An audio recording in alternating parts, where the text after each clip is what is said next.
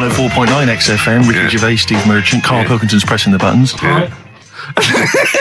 We're playing some great moments from the last 3 weeks. And some great records, Steve, from the last 2 weeks. That's true enough. Yeah. We're not actually here today. What are you up to today, Rick? It's 8 hours earlier, so this is about 2 o'clock probably. Mm-hmm. So it's about 6 o'clock in the morning. I'm still in bed, mate. I'm asleep in my hotel room. Now, where are you? We're in LA.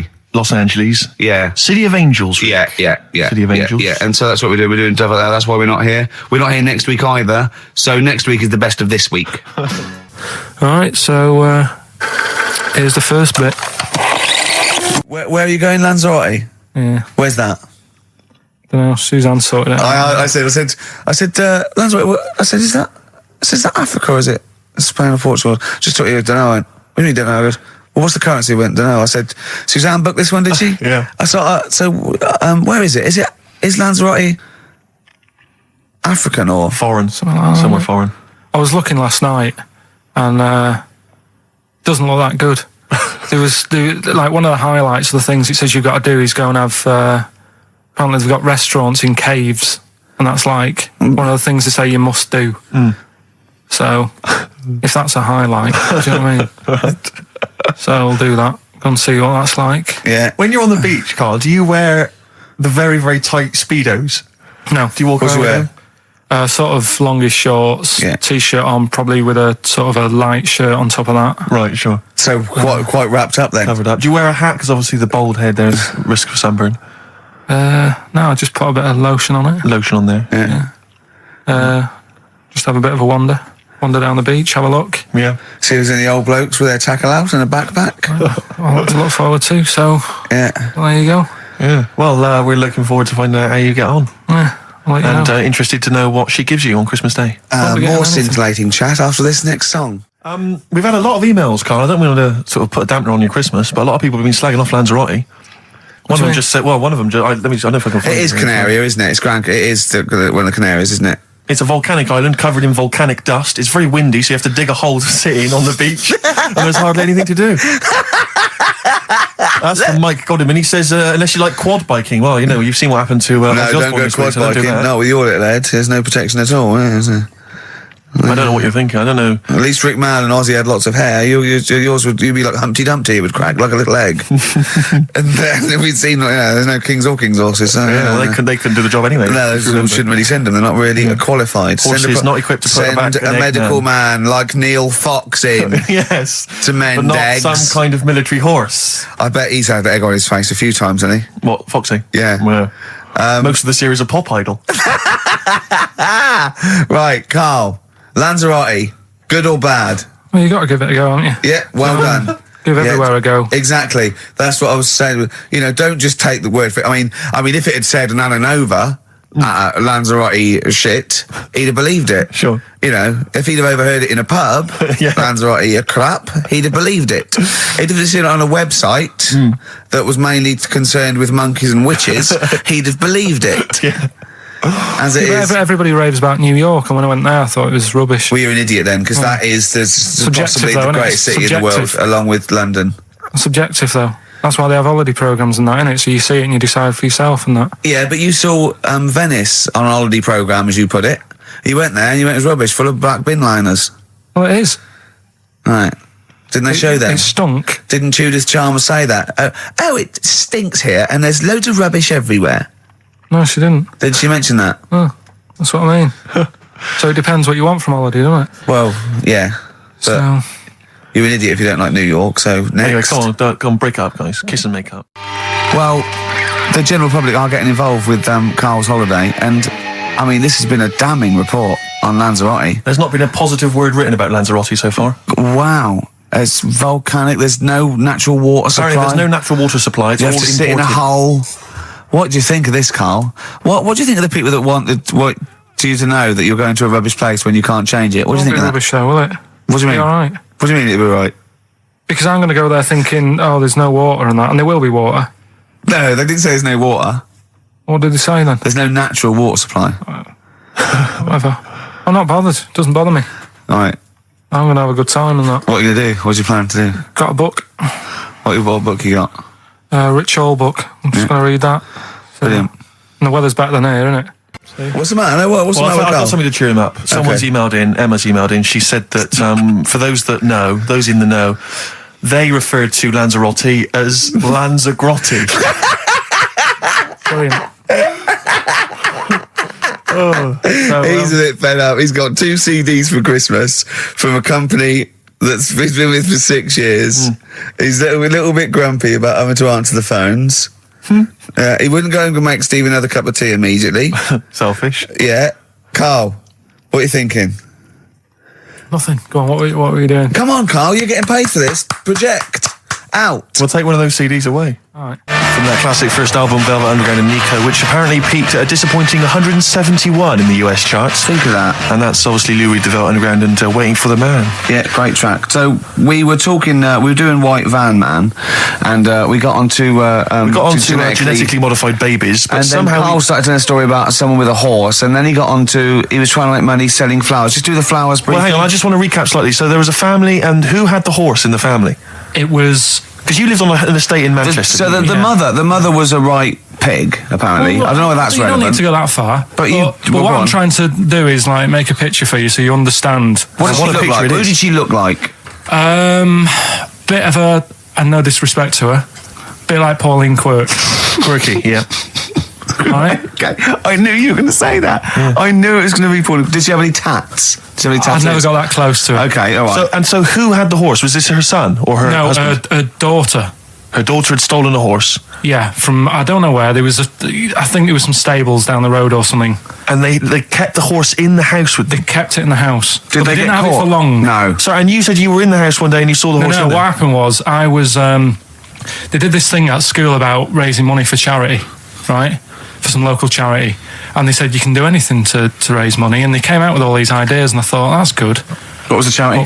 Well, I don't know. I thought forget the charity. Yeah, that's just a good money making idea. So, you're a charity. So I asked my mum for some, because she used to have a lot of flowers around the house. Sure. I said, can I just take some snippings off them? And I'll go and buy some plastic cups. And got some soil out of the garden, planted the bits of plants in them. Yeah. Got a tray. Yeah. Had about 25 plants on it, selling them for 25 pence each. Excellent. Did you sell any? Yeah, so loads. So did you just cut? You didn't just cut them and stick them in the soil? Yeah, they wouldn't have survived. But I think people sort of thought, well, good on him for trying. But anyway, so I went round to theirs because I thought their house could do with a bit of colour and stuff. Yeah. Because it's a bit rough. So as I went... The horse went, thank God for that breakfast. They've been feeding me kitty cat. So I got up to the door and they opened the door and it was one of them houses where no carpet. Yeah, a horse in the living room. You know. We've all been there. And the horse was walking around the living room. Oh. I looked quite happy and everything because I always say that about animals. Black Beauty was on. Yeah. Well, think about it, right? If you were a horse, where would you rather be? In a little wooden hut with a load of hay, or in like a house with a central heating, 3-piece suite, and a telly and that? Telly and that. No, but I was saying this the other day. And an Atari, right? I was walking through London. Commodore 64, rubbish. Exactly. Walking through London with Suzanne, right? Yeah.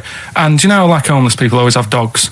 And she said, "Oh, I hope she looks after it." I said, "They've got that dog is happier than most dogs, right? Because people always walk past and give it a pat on the head. Yeah. It's with its owner all the time. Yeah. It's out in the open. It's not locked up in a house. Yeah. It doesn't eat, but other than that, no, it does eat though. They're always all right. So that's what I was saying. I think this horse was doing all right for itself. Do you know what I mean? Well, not many horses have got their own house. Exactly. For a start, yeah. But anyway, that's by the by. Yeah. So anyway, this family. Who's a bit? What were we talking about? It was about cloning, genetically modified kids and all that stuff. Yeah. Right. Now, what I'm saying is, you could say, right, Steve, you could have a baby, right? And Ricky could see it and say, God, I want one that looks like that. Yeah. Right. It could happen, Rick. So come on, work with him. So you take it to the doctors, and I don't know what they do. They inject it with something or whatever. Yep, that's how it's done. Yeah. And get a little baby, and there it is. It looks the same. Now the thing is, you separate. You both go off and do your own things. Yep. Right. Now, you look at Stephen. You look after your baby. Yeah. You treat it well. You give it good food and I'm a good dad. all the vitamins and stuff. Yeah. Ricky just gives it cheese. Right. So then it changes its looks. It goes a bit fat. You know, it gets tired easily and that sort of thing. Now, when this family, why am I just feeding a baby cheese? Right, this family who had a horse in their house. Yeah. They had a little baby, And my man went round and said, "You're not going to believe this, but it's a beautiful looking baby," right? Yeah. And I was like, well, you know. And the weird thing is, it was a good-looking kid. But as time went on, they didn't really look after it. And I'm not saying, like, abusing it, but it used to run around. It used to play out till, like, 10 at night. Yeah. It used to chase cars. Right. It was a bit... Did it have hooves? Yeah, no. Chase cars. Right. What sort of kid chases cars? Oh God! No. Was it called Rover? Did it catch sticks? It's Liam, it was called, right? Right. Now, the weird thing is, it was a good-looking kid, but as time went on, and all that, like, not eating properly and its hair was all patchy. It's not Liam Gallagher, is it? And chasing cars and that, and it became an ugly kid. It's definitely Liam Gallagher. And that's what I'm saying, right? You can clone all you like, but at the end of the day, it's how you brought up. Brilliant. Wow. Life. Wow. That was a hell of a point. Oh God. But am I right? Oh, you're always right, Carl. Well, if you've just tuned in, it's XFM 104.9. You've got that bit right. Ricky Gervais Show with me, Stephen Merchant. Hello there. Carl is actually in a little booth. We're not in the studio, you see. This is pre-recorded. We recorded this last week because we're away. And it's sort of like the best of the last 3 weeks since last time we were away when we put out the best of. Now, you weren't speaking to Suzanne last week at this time because you said she had a haircut, probably quite an expensive haircut. She's a lady in media. She's got to look good. She probably doesn't go to the barber like you or just shave it at home. She probably spent quite a little bit of money on it. She came home. She thought, well, my sweetheart, my lover, my sweetheart, you know what I mean? The man in my life is gonna love this. Well, he adores everything about me. He's going to love my hair. She walked in. Hello, Carl. All right. You look like Dave Hill from Slade. Is what Hugh said to the poor woman. And then talked about it on air. She was furious about that. So what did you do? Carl? She did listen, yeah. She wasn't happy. And she heard you slagging her hair off? Yeah. She, well, what So this is probably annoying her now. Well, no, it doesn't matter. We can do a lot today because she's at work. So, and of course, no one's going to tell her. Let's have a chat about a fat arse, shall we? Let's get it all done. Oh dear. You are in so much trouble. That's look, he's realised he is a little bit worried. Oh, didn't you go and buy her a coat or something? Took her out on Sunday and treated her to a new coat and that. Yeah. But I offered, I said as well, I said I'd pay to have it done again. Oh no, Carl, you have. Oh God. Oh my Christ. So she listened to the show. What did she say? You got home, she'd heard you slagging her hair off. Imagine that. He thinks that's a good thing. We've won the polls. Brilliant. What are we doing? Well, you can have facial surgery now, love. It's sort of like, it's just, Christ. You offered to have it done again. Unbelievable. Yeah. But I got home and she's like all being moody with me, right? Yeah. You thought something's wrong. She must have listened to the show when I was slagging off her hair. Well, his first thought was she's probably looked at herself in the mirror. She agrees with me. Yeah, that barber's been round again. Yeah. And she just said, "Oh, that wasn't very nice of you, was it?" Oh. So I just said, "Hang on a minute." I said, "That's what we do on the show. When I'm slagging off, Chinese people looking old or whatever, I said, you never interfere." Sure. I love the fact. She's got to get her priorities right. I love the fact that she's in the same queue as a billion people you've never met. Yeah. That's fantastic. She's in the same queue. Well, you didn't complain when I was because slagging off. Carl, I don't think Carl has ever admitted he might be in the wrong, ever. Certainly not to your eye. So did That you admit? is so true. Isn't it? That is so true. He's never admitted that he might be in the wrong. So did you, in this instance, agree that maybe you'd overstepped the mark? No, I just said she took it badly. Do you know what I mean? It's only a haircut. Yeah. Yeah. Well, See, you haven't seen it, so you can't start interfering on this one. No, okay. No, I haven't seen it, but I very much doubt she looks like Dave Hill from Slade, who, if unless I'm mistaken, used to cut his hair with garden shears blindfolded. Well. So, you know what I mean? And did her teeth stick out and she started to speak with a Brummie accent as well? I've got used to it now anyway. So, And so did you bought? So at some point you came crawling back and you said, "Do you want me to buy you a coat?" I just said, let's leave that. Let's go out and have a good weekend. Sure. But get your hat before we go. And God. treated her to a new coat and that. It's a nice coat, so it takes people will look at that rather than looking at the head. So if What does it do? Flash? It's got obscenities across the back. If anyone who knows Carl's girlfriend is listening, Tell her. and maybe you're a work colleague and you're listening to the show, Because I or think this is something, terrible. Get her to phone him now. Get her to phone him now. I mean, Get her forget to phone the on the hair. XFM number. What's the fat ass complaint line? Because you are in deep shite. Just animal facts. I remembered one in the week. Go on. There was, do you know them two gay American men who have tigers? Okay, the two gay ones. Those Yeah, are go the on. two possibly gay ones. Yeah, let's not worry about libel law anymore. Then, yeah, if you go on. shave a tiger's head, Whoa. Right, okay. You've got to treat that sentence with a lot more reverence than you did. Think what you're saying. If you shave a tiger's head. not just his head, its whole body. Oh, sorry. Sorry, yeah. So I thought you were getting weird. Go on, then. Yeah, if you shave a tiger, yeah, go on. It's still stripy underneath. The skin's. Is it like rock? It goes all the way through. Yeah. That's amazing. Where did you hear that one? I remembered that. Like, I was Was watching. that a drunk just shouting it in the street? I shaved a tiger and it's still stripy. Get out of here. Yeah. Well, you know a polar bear? Polar bear's skin is actually black, and its fur is transparent, not white, and it gives the illusion. So it gets all the radiation possible from the sun, but it's still camouflaged. I didn't understand that, Rick. Sorry, you lost me. If its skin's black, A polar bear's skin is and black. its fur is translucent, And its fur is translucent. so why is it white when we see Well, it's just because the light hits it and the sun reflects on? yeah, and it makes it look white. Yeah, so if you look at each individual hair, it's actually translucent. So at Its night hair. it would be black. Well, everything is. Is it? Yeah. Oh, not bright stuff, Rick. You've embarrassed yourself. Play a record. Right. Okay. Are you in a film this week, Carl? We're doing that now. Yeah. Go on.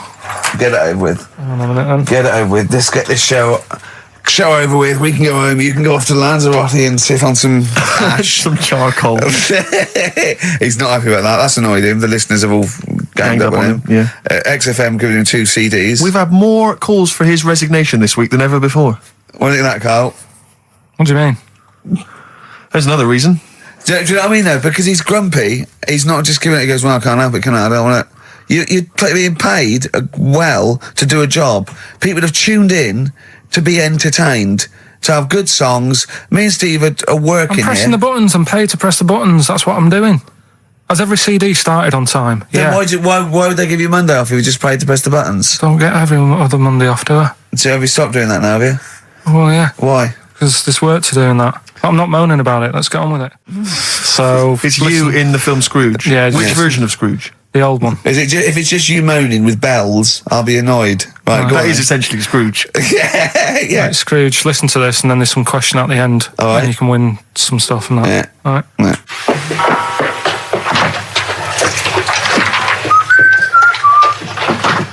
You're late. Only 20 minutes. What do you mean by coming in here at this time of day? I've just been doing some Christmas shopping, haven't I? Probably do some more shopping on Monday because it's my day off, isn't it? Yes, I know it is. You don't have to tell me. Do you want to see what I've bought Suzanne? No, thank you. I don't mind showing you. It's only a Christmas present, isn't it? Just bought some more condoms. Why? Well, I bought some last year. Got 2 boxes. They all got used, so... I'm very glad to hear it. How much do I pay you? Why are you asking? The presents I buy has got nothing to do with what I earn. Like I say, if I won the lottery, I wouldn't go mental on her. Do you know what I mean? I probably wouldn't even tell her because I think she'd want to travel around the world and all that, and I'm not into that, to be honest, so I'd probably keep it quiet. Why? Well, once you've been around the world, where do you go next year? Each to their own, though, innit? You know what I mean? Well, what do you want? What for Christmas? Not that fussed, really. And you, it's just as well I'm not that fussed, because do you know I do some work at XFM? Do you know what they're giving me for Christmas present? Nothing? No, might as well have been nothing. 2 CDs. That's it. I was well fed up. I'm sure you will. They give you a list of about 30 albums and you get to pick 2 off the list. So I've gone for Kings of Leon album and the best of Bob Marley. Mr. Marley has been dead these 7 years. In fact, he died 7 years ago this very day. Did he? Do you know what sort of donuts Bob Marley likes? It's not my business. No, it's not a proper question. It's an old Peter Kay joke. He likes the ones with jam in. Do you get it? Garlic bread. It's good, isn't it? Excellent. Oh, Carl, well done. Carl in Scrooge there. The only man more mean and depressed generally than Ebenezer Scrooge. Oh, dear. Oh, chimpanzee, that monkey news. Right. There's this monkey, right? Yeah. And it had been, do you know you hear about monkeys being badly treated and stuff like that? Yeah. So, anyway, it goes into this home. It's 14, this monkey. It's called Matty, right? Goes into this home where it's looked after. What do you mean home? Just like just a little monkey home, right? Okay, so zoo. Yeah, kind of, yeah, but they haven't got any other monkeys there, right? What have they got there? They've got just other animals and that, but not that many monkeys. But anyway, because he's there on his own, again, you know... When you say monkey, do you mean a chimpanzee, by the way? Because you usually do. Yeah. I can't believe that journalist thought this was scripted. Amazing.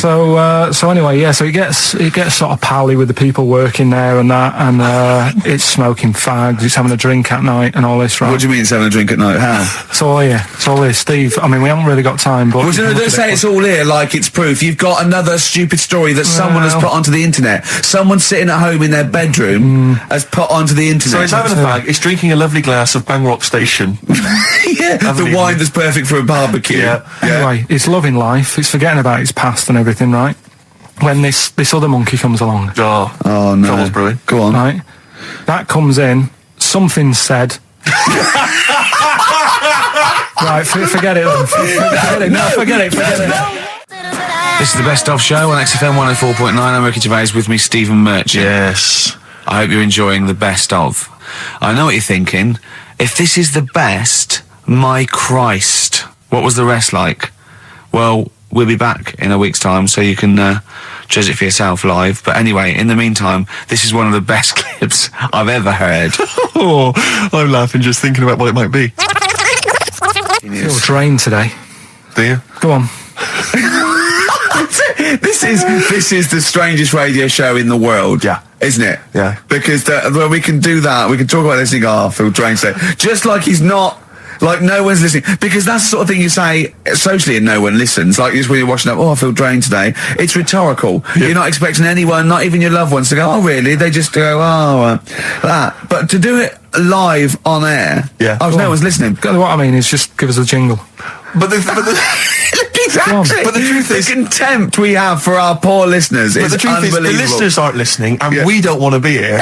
So this really is one of the most pointless things ever. No, I would have been quite happy to do a full show. But you know what? The flow of it's just. I would love to listen to this back in 10 years. This actual show. Let's keep this forever. Let's keep this show forever. The show we went early. We were bored. It was a day we're trying to save Africa, but we're a little bit annoyed that no one's listening. Yeah, right. Right. Once and for all, the final monkey news of the year. Oh, go on. What were we going to say? No, I was just going to say, if you're not into the Live 8 and you're gay, you're not listening. Because you're on a walk. Right, okay. Right. Oh, chimpanzee, that monkey news. Right. There's this card game going on, right? in the big hotel in Vegas. Right. The Luxor Hotel in Vegas. Yeah. There's a major card game. All the big players and that were involved. Right, they're all invited.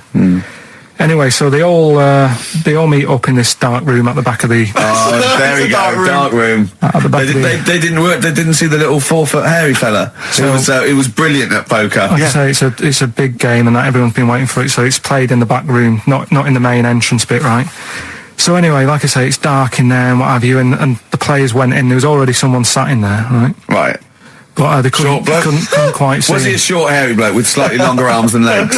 Couldn't see him. Were because his arms slightly longer than his legs, couldn't see strangely him, it would have enough? been dark. Was he and what have holding his hand of cards with his feet? you. Anyway. So the cards were dealt, right? Cards were dealt, games going on. His cards with his feet! Game went on for hours, right? There was- No one's listening. The terrible thing is that not even we're listening to Carl now. I know. Literally no one is listening so to Carl. insulting. There was a lot of smoking going on. It's going on. A lot of eating and nuts going on. That was a bit weird because they don't normally get through as many, but for this night. So, come on, let's just play Bruce. The Cure, Love Song, classic on XFM. So that's the crabs that you can download their memories. But what about other animals that are in the sea, in that same sea, eating the stuff? Have they tested them yet? I don't know. I think they just took it on because their biology, something to do with, I presume they could take up minerals and, I don't know why. I don't know. But anyway, next one, this is just on the horizons, a bodybuilder, yeah? Married, freaky. married another bodybuilder, right, and they're pregnant, and they had these tests, and the baby was very large, but it was causing it pain, right, in the thing, right, and It's almost bizarre and after the female woke up pregnant after 7 months, and the baby Walking around. No, it forced its way out of the vagina. Oh, no way. Yeah, it forced its way out, and it was almost had super strength, and it was pulling her along by the umbilical cord, and that, and it was a stone. Extraordinary. That's freaky. I mean, you talk about freaky stuff. That's made up. What? It wasn't pulling her along. It was she could feel it. Exactly. And it was, do you know what I mean? Just went and just sort of squeezed its way got out because it was ready, because all the hormones. Because it thought it was ready. Oh, God. Imagine that. Just waking up and finding that in the bottom of the bed. Freak out, wouldn't it? Because you'd think it was a nightmare initially. And it had hair and everything, didn't it? Yeah, because all the hormones, there There was something in the week about, you've got test tube babies and that now, haven't you? But they've managed to do it. I only caught half I the knew story. he'd be more impressed by the crabs than that. He doesn't care if it's human. No, I am. I'm telling you though, that there was something. I only caught half the story because I was busy. But there's something about babies being able to be born without having any people involved. Or something. It's like putting them in an oven or something, and it's like a cake. And after a certain amount of time, it's ready. I think you can buy those in Argos for kids at Christmas. It's my first baby kit. Yeah. There's Play-Doh, I think, that they can buy. Yeah. So what do you think of that then? The baby one. Yeah. I prefer the crab one. Yeah. But the baby thing's pretty horrible. Yeah. So it was bigger than like the average. Both made up. We've made those up. Yeah, they're both rubbish. They're both they are bullshit. both rubbish. Despite the fact they're both rubbish. Yeah. They're interesting. We made those up. Both those stupid stories up. Yeah. Imagine downloading a crab's memories and seeing its mum feeding it as a child. Both are rubbish. I had trouble. Yeah. I know I was going to have trouble with pushed its way out of the vagina. Yeah. I practiced that about 30 times yesterday with Stephen. I was going, I'm not going to be able to do it, mate. Yeah. I'm not going to be able to say that. Yeah. Are you disappointed? A little bit. I mean, the baby one's a bit sort of out there. Yeah. I wasn't really having that one. No. But the crab one, See, now, what's interesting, I think, is a useful experiment, Carl. I don't know what it's taught you about yourself. But would you say that that's revealed to you a certain thing? I don't know, maybe that you're a bit gullible. I mean, what I'm saying is maybe you shouldn't accept or swallow hook, line and sinker everything you read on the web. Do you not think maybe a valuable lesson I feel bad because I said to Steve, he won't be annoyed that we conned him, he'd be annoyed that they're actually not true. You'd love that crab thing to be true, wouldn't you? it wouldn't surprise me if it did happen one day. Sure. Yeah. So, and then he'd laugh. And it's in the break when I said about the crabs, well, I'm keeping them then. Yeah. Yeah. I was watching, did you watch The Mammals in the week? No, I missed David it. Attenborough. No. I was thinking actually, right, all this MTV stuff, if there's one reason why I'd like to do it, is I was watching Attenborough, the Mammals programme. I reckon I could do something like that. Right. And just have like me, instead of Attenborough, like a young sort of fresh person, watching like certain animals and saying, do we need these? Do you know what I mean? Yeah. Oh God! What's going to Death on Earth? Well, That's amazing. Do we need these? And, No, 'cause there's loads of and the stuff. audience at home would vote. Would there be something like Yeah, telephone like a vote? vote out system. Oh, the that- thing is like, Yeah. it's something interesting that I remember I was saying the other night on Do we need these? on Jonathan Ross's show, on his telly show, right? He was saying, he said you could take all the humans off the earth and it would carry on, but take like some animals off it, mammals and that, you got problems on your hands. I thought that was quite interesting. Yeah. So it's like the question is, do we need these? Is that part of the big thing? Right. Like jellyfish. Yeah. We've talked about jellyfish. Yeah. Yeah. So which mammals in particular were You you talked about watching that that you Zoe Ball thought? show, haven't you? Hey?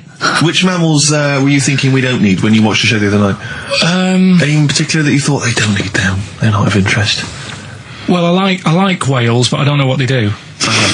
And they're taking up quite a lot of room. Sure. But stuff like, Yeah. but like jellyfish, I looked into because Yeah, you know well, I was I know you talking can- about them, and they were saying they've got no eyes, no heart.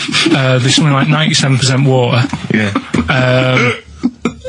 They're blind, and they do about 33 miles a day. Right. So it's like, do we need them? Could we clear them out? Yeah. Well, the big net. That would be the program. What? Right, we'll get rid of them. Next week we'll be looking at Rhinos. I think it's genius. Honestly, I think it's genius. And like going along, sort of like picking up sea anemones and going and just lobbing them into the sea. well, what do you think about MTV doing that? And then I just in between the bits, Play music videos? I play music related relates to to it. fish, so I could play like Fish, Yeah. like Rock Guy, or the Animals, Rock Lobster. yeah, or what else could This I get could in run there? and run. What other songs have got animals in them? The Well, Monkeys could play the Monkeys. Yeah, there's about 1 million, so let's not start this. no, but do you know what I mean? So do we need this? So MTV flies you around the world And to the most incredible exotic locations. You sort of climb up a tree or whatever next to, I don't know what lives up a tree, some kind of rare parrot. You say, look Sloth. at that, it's colourful, Sloth. it's interesting. Oh, you like sloths, don't you? No, they just live up trees. But I'd say, do we need them? Why? Well, what do they do? What do you mean? What do they do? What do you want from an animal? Carpentry. What Well, do you like, want? I don't like scorpions, right? Right. But then I found out they look after those monkey things. They're not monkeys, they're Whatever. lizards. Well, all right, yeah, then lizards. They look after the lizards. So there's a reason. But do you need the lizard? Could be your Well, next yeah, question. because the local people made shoes out of them. But not when the scorpion protected them, they didn't. All right, we don't need them then. So ultimately, would anyone decide? I mean, do the animals kind of get a chance to mount a case for their survival? I mean, is there maybe someone that comes into their corner and sort of defends them? I'd have like a David Attenborough type character who says, Right. well, they do this, and I'll go, yeah, but do we need that doing? Yeah. Yeah. Okay. So, Yeah. so what does an animal need to do in order for you to feel that it sort of gets a chance of life? I mean, like a pet, like an animal, like a dog maybe, or a cat. I mean, they give a certain affection to its owner. Is that a valid reason to survive? Not particularly for you. Not really. No, okay. I mean, saying that though, blind people use dogs, so they are useful. So dogs are useful. Same Farmers burners, use they often dogs. save people, don't they, in Yeah. snowy weather? Cats. I'd have to think about it. Okay. Keep the mice down. Yeah, but you got rent a kill. So Okay. what I'm saying is something that will affect the world. Right.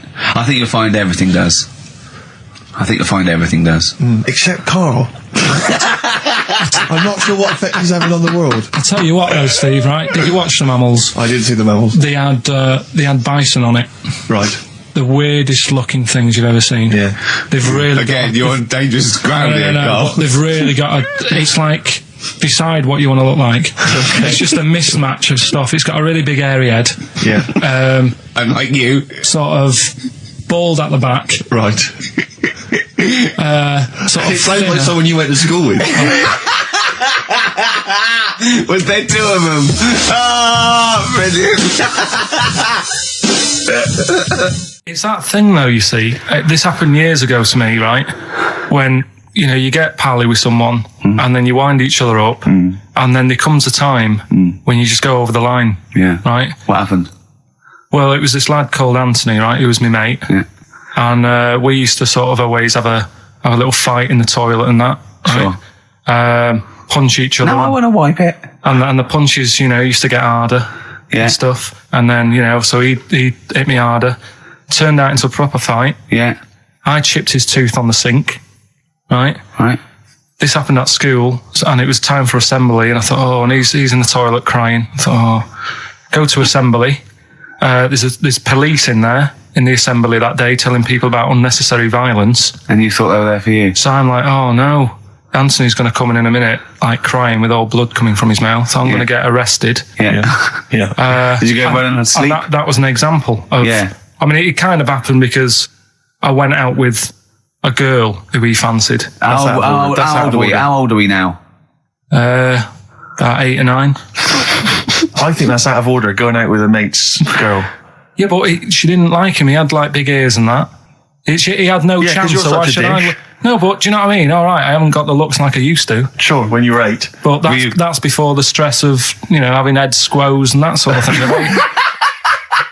I have aged a lot since. Having your head squeezed. I love your own grammar. I know, that's the past tense, is it? Squeeze or to have squeezed. Oh, he did squoze his head. Yeah. Oh, brilliant. So, what about a bit of Bowie? Be my wife. Carl, I'm asking you. I think we can squeeze that in. Be my wife, Carl, come on. You've been voting in all week, sending your emails. So here's the clips that you wanted. So, would you like to start on your to Steve, because I've heard all these. We won't do them all. Well, we'll start off with the Mr. Freeze. Tell Steve the story of Mr. Freeze. This is the first time he nearly died. This is the most serious of the lot, really. So, what it was, do you know, like, don't know if your mum and dad did the same thing, but like they do the weekly shopping on like a Friday. Yeah. So when you got to Thursday, there wouldn't be much stuff left in the cupboard. It'd just be like, your Jacob's crackers and stuff like that. So when they'd been to the supermarket and they came back, I was like, what's that saying? Like a pig in. I loved it. It was like loads of food coming in, loads of biscuits. What is that saying? He nearly said pig in shit. Right. Is that the saying? Yeah. Right. So all this food comes in. Thank God he didn't.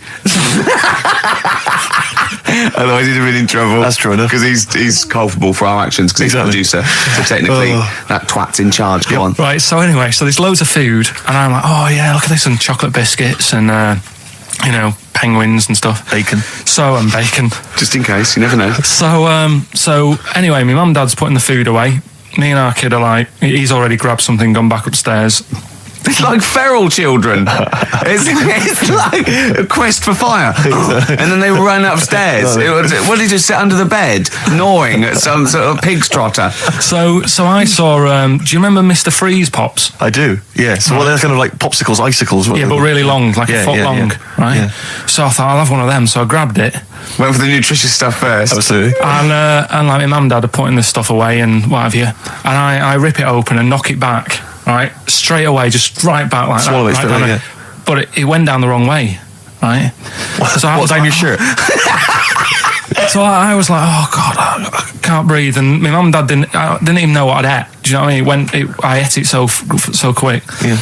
And I'm sort of tapping my mum on the back, going, and she's going, oh God, he's choking again, because I was always choking. If it was one thing, I don't know if I've got like a small throat, but I mean, even Ricky knows I can't drink that much, can I? Yeah. Do you know, or eat pebbles. I'm not a quick drinker. I'd always, I think I'm scared of like swallowing stuff. Yeah. And it was like bottle tops and mint imperials and stuff. I was always choking on stuff.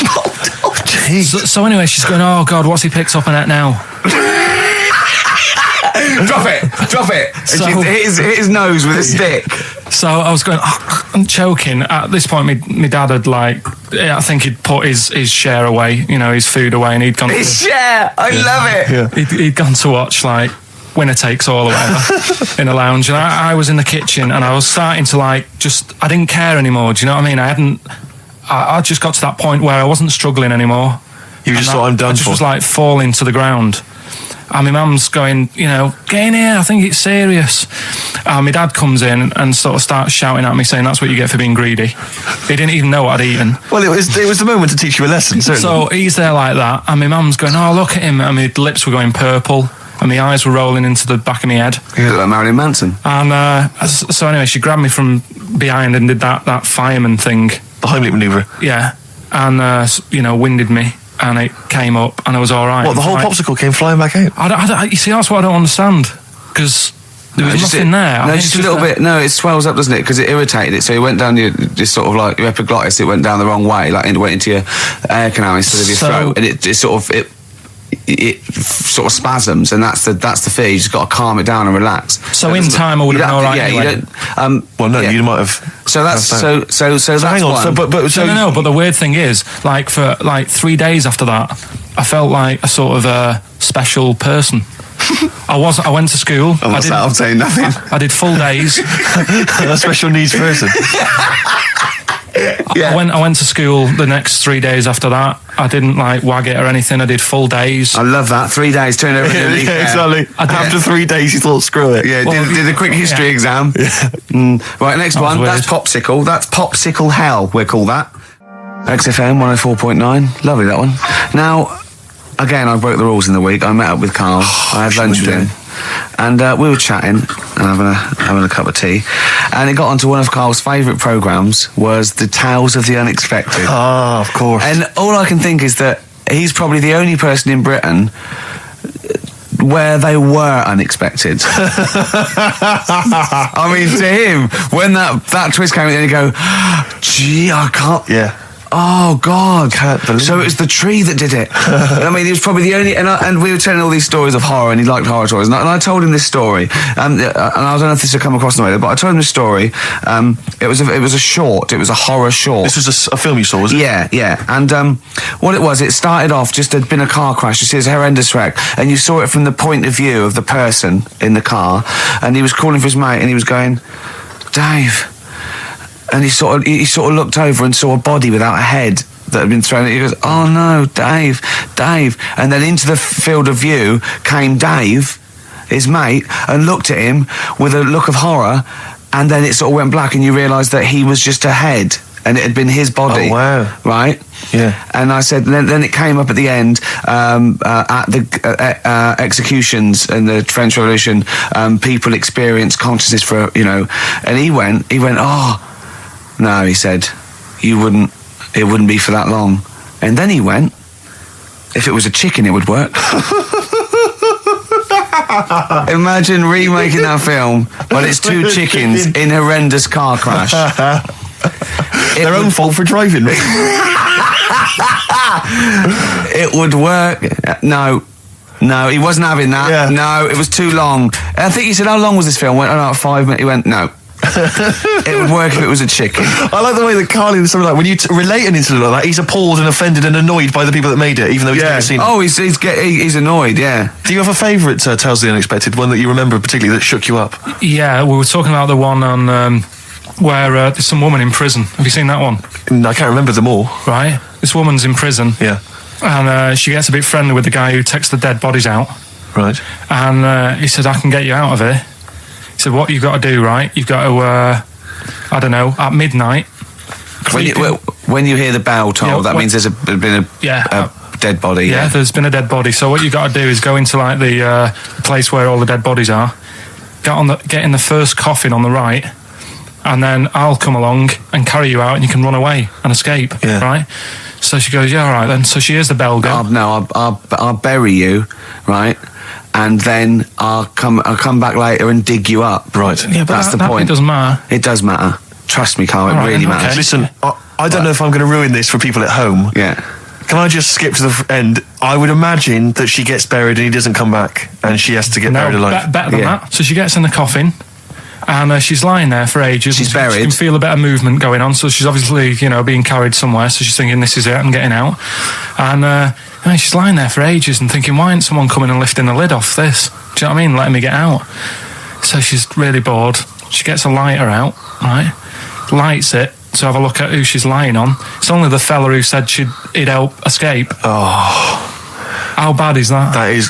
How bad is that? So it is quite important that she's buried alive then, isn't it? In retrospect, you realise that the jeopardy is that she's buried alive and can't get out. Yeah.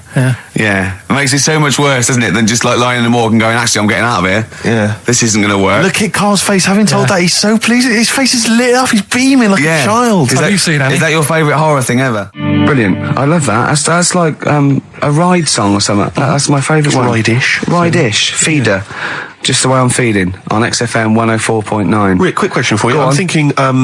a lot of people maybe are tuning in for the first time because of the advertising campaign. Sure. Should we reintroduce Karl again? I know we've done this a few times in the past, but just worried that people are going to not really kind of get the measure of him. I'm Ricky Gervais. I'm the one off The Office. Yeah. Steve Merchant. He's not the one in The Office. He's not Gareth. Some people think he is. He's got a funny, weird West Country accent that actually Mackenzie was affecting for the role. Steve wrote it with me. He's the tall, lanky fella. Karl is our sort of, I say producer, but he's the one that pressed the buttons because I was Dog's Body. Yeah, but I mean, it was just because I was too big to run the desk. Yeah. I used to have to do. Literally too big. You couldn't get behind there. Yeah, and then we discovered that, he looked a bit like a boring sort of, alright, but then when we sort of, poked him with a stick, he came up with, he doesn't realise, but some of the I think, some of the funniest extraordinary things I've ever heard. Say hello, Karl. Alright.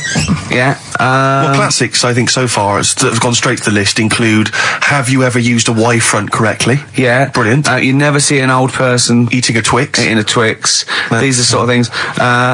He's back on his campaign to get rid of Jellyfish. Why is that, Karl? Oh, did you see the paper yesterday? Go on. There's a jellyfish, right? It's about 15 foot long, about 5 foot wide, and there's a fella swimming next to it. And the paper's going, oh, look at this we've found. There's loads of them in Japan. Yeah. And it's because the water's getting hot, so it's making jellyfish really big. Oh dear. How's the campaign going to get jellyfish get rid of them? What was your point about jellyfish? They don't do anything. There's no point. They get in the way. It ruined my holiday because I got stung by one. Yeah. But you think the same thing about Liverpudlians, and we can't just go around, wiping out things that ruin your holiday. Well, let's do the jellyfish first. And then we'll move on to the Scousers. Yeah. But I don't know what they do, and I'm trying to look on the internet. I've been busy this week. You're jellyfish now, not Scousers. Yeah. I don't know what they do either. To sort of try and work out what would happen with the sea if it didn't work, because they say if there's no. See, this is what we're talking about. People who listen for the first time, they've got to listen to every word you say. You want to find out what would happen with the sea if it didn't work. If jellyfish weren't in there, do you know what I mean? Because stuff like coral, apparently the sea would be in a right state if you didn't have any coral in it. Fish, do you know what I mean? I always worry about how many fish we're sort of eating. Because you go past... Sorry? No, do you know, you go in Marks and Spencer's or Selfridges... There's loads of fish in there. And there's really fancy stuff that you think they've killed that, and it looks good on the counter, pretty impressive. Yeah. But is anyone going to buy it? Yeah. Do you know what I mean? It's a big, a shark sat in ice. Yeah. And you go, they've got a lot of fish... So you won't go around the Tate Gallery? Do you know what I mean? I've never seen a big shark sat in ice in Selfridges. They do it. And it's you go in the morning and you can go back at night and the same shark sat there. Yeah. And it's... So you know it's the same shark, do you? It's the same one. So what, same face? Are you sure he just hasn't lost his mum? And he's just he went shopping with her Christmas shopping and he's just he's drowned, he doesn't know where, he's just waiting. You know I'm right. I've never seen a shark in Selfridges. Well, all right, then say maybe that's one day a week, but on other days they'll have Shark Monday. I think Selfridges today at Selfridges is Shark Monday. Yeah. No, it's just that. So your point is that there's all these fish not being eaten. Yeah. So and they're being killed. They're taking them out of the sea. No one's eating them. And you're worried that the sea's going to rise because the more things you take out. Well, we're just going to run out. Because the fish drink it, don't they? And that keeps the water level down. Yeah. No, well, you know what I mean. There's stuff that worries me. You're worried that was it you who said that you were worried that because there's sponge in the sea. Yeah. But if they took it all away. No. Was it? Is that him? That's a Stephen Wright joke. Is that Stephen Wright? What's the joke? And sponges grow in the sea. That kills me. How deep would it be if they didn't? I love the fact that he confused you with Stephen Wright, who for a living purposely says ridiculous things. Yeah. Does that worry you, Karl? Well, think about that and play a record. What do you want? I'd love to. A classic, a beautiful song by Simon and Garfunkel, April Comes She Will. Beautiful day. You too. To kick off the show, Steve. Absolutely. The Ricky Gervais Show with Steve Merchant. Hello there. And Claire Sturgis. Hello, boys. Karl's ill. Well, he's not here. I mean, I never believe people when they're ill. I think they're always malingering. I never take any days off work. I just think you can drag yourself in unless it's life-threatening or... To be fair, Rick, can I just stop you there? It's not so much that you take days off as you'll just suddenly decide around lunchtime that you've overeaten and you need to go and lie down. But I'm my own with boss. a cold compress. Yeah, and I'm Swedish masseuse. I'm my own boss. Yeah. So it's not so much you take days off. It's not so much you take days off as you never actually do a full day's work. Yeah, You actually prevent that straight away. I never take that hour and a half off a day. Exactly. XFM 104.9. So what's the story, Claire? Do you know anything about Karl? Do you know what his illness is? I think he's got this this sort of cold virus that's going around. He phoned me yesterday. He did sound poorly in his defence. A little bit croaky. Well, I'll tell you what. He coughed a bit. I'm not being funny. He better be in hospital. To miss this show. To miss this show, flagship show of the week on XFM. Do you know, you are right, because, and you've been away, haven't you? You know, Been away he's 2 missed you. weeks. We had the best of again. But let's put out the best of. Yeah. Let's put out the best of the last 2 weeks, shall we? Yeah. I mean, we're going to try and get him on the phone. We're going to phone him, and I want him to really explain himself because, you know, I think he's malingering, to be honest. Well, he phoned me in the week and he said, Steve, don't forget, there's a documentary on Friday night about Oliver the humanzee, the human monkey. He said to me, it's going to be brilliant. And it wasn't. And it wasn't brilliant. It was. I've specially stayed in and watched it. I taped it and watched it afterwards, and I've never seen so much hype and desperation. They kept showing the same clip of this chimpanzee that walked upright like a lot of chimps can. Exactly, right? yeah. It lost its hair, so it was half human, because all humans are bald. Yeah. So that's the half human bit. It didn't have hair. I'm sorry, humans do have hair on their heads. Yes. The other thing was this desperation to go, could it be half chimp? No. It's a chimp that superficially looks less like a chimp than other chimps. So Lee Evans looks a bit like a chimp. Is he half chimp, half human? Yeah. No, he's a human who looks a bit like a chimp. That's libelous. Yeah. That's a bit insulting, Everyone's isn't good it? have you Should we there. just play some music Yeah, now? I'm really sorry about that. I'll get back to you on that. TikTok, that's Coldplay and Clocks on XFM 104.9. with today's Steve. Can I tell you a Coldplay coming in a couple of weeks' time to co-host Zoe Ball's show? Right, 1, don't ever interrupt me. 2, don't tell them about other people's shows. No. Okay, moving on, thank you. Please do not mention that there are any other television celebrities on this channel, on this station. We are trying to convince people it's only Ricky. But the interruption was the main thing. Sorry. Well, we can't get hold of Karl, right? We looked, it's got his old number out there. His home number? Yeah, it's a hold on. So, we went to the new records. He hasn't even given him this new home number. So something's funny going on. He doesn't want to be contacted. He hasn't given me his home number. I've tracked down a friend who's looking it for us. That phone might ring any moment. I apologise for that. But why is Karl not available? It's interesting that neither you or I, and I like to think of ourselves as being fairly close friends of Karl. Yeah. We have made him the man he is today. We cannot get in touch with him. In the same way that bloke bought Oliver. Sure. I think that Karl is now ours. Yeah, exactly. Well, exactly. I think very much that's true. Yeah, Yeah. Karl is very much like a humanzee. If we look, we're going to lose contact with him and find him 5 years in a circus in Manchester. Exactly, they're doing experiments on him. Yeah. They're going, we can't figure him out. Yeah. Well, there's something wrong with He his looks like a chromosomes. human, He acts like because usually humans stand upright. Yeah. And Karl likes to walk on all fours whenever he can. Yeah. He's not interested in other human women. He's only interested in apes. Yeah. It doesn't make sense. Oh my God. And he's bald. He is bald. Oh, look, there's as much evidence for Karl being a humanzee as Oliver. Yeah. I think there's more. And, Well, Karl barely walks upright. I know. Scared of fire. Yeah, I know. It is interesting, isn't it? Oliver was built, wasn't he? Yeah. I Big ball. don't know. It was why were you looking, Rick? I'm interested that you I couldn't. What your eyes were kind of uncontrollably drawn Steve, they were towards just his. there. No, I didn't say anything. I was just looking at his face. No, Sorry, Rick, but if there's something you want to get off your chest. yeah, and that was the human part of it then, was it? Being built like that? Because it's humans, but... Yeah. Although Karl's is very tiny and hidden behind. And I've noticed something else as well. He's got a big red arse, That's true. hasn't he? Yeah. It's all beginning to slot into place. And I've seen him climb up a cabinet and eat a banana as well. Just over lunchtime. And peel it with his toes. It's all coming together. Yeah. Right, we're going to track him down because he's malingering. He's definitely malingering. Yeah. I'll tell you what, he's at home now in the garden swinging on his tyre. He's not ill. I think more truthfully, someone said to me that I said Karl might be ill. They said, right, are you not going to do the radio show then? Well, that's what annoys me. I mean, that's the biggest problem is that, let's be honest, we haven't got anything without Karl. All we've got is the hook. People are staying listening because eventually they think we might get through to him at home. Yeah. And there'll be fun on this show to be had. If we don't get in touch with Karl, I think we may as well just shoot off and leave Claire to do the show. I've got some great music. Is that not Well, it's a small. Well, you could leave the music with conversation. me. I could just play There's not many it. reasons That is true, isn't it? to be here. Okay, well, play some great music now, play a Steve. great tune. Okay, wedding present, Steve. Yeah, I'll explain what it is afterwards. Just play it. It's a joy. There's a monkey theme. There is a monkey There is a monkey connection. Call in if you know the answer. Doing their cover version of Pleasant Valley Sunday. That's from this new compilation of those. Remember they brought out a load of 7 inches in 1992? Of course I do. It was my favourite day. Yeah, absolutely. And on the B, do you remember on the B side of each one there was a cover of a different song? Steve, I even played the B-side of each one and listened to the song. The connection there that we were talking about was, of course, it was by the Monkeys. Indeed. Yeah. Brilliant. They turned up in yesterday's episode, didn't they? A lot of people, I'm sure, won't have seen this documentary. It was on Channel 5 after all.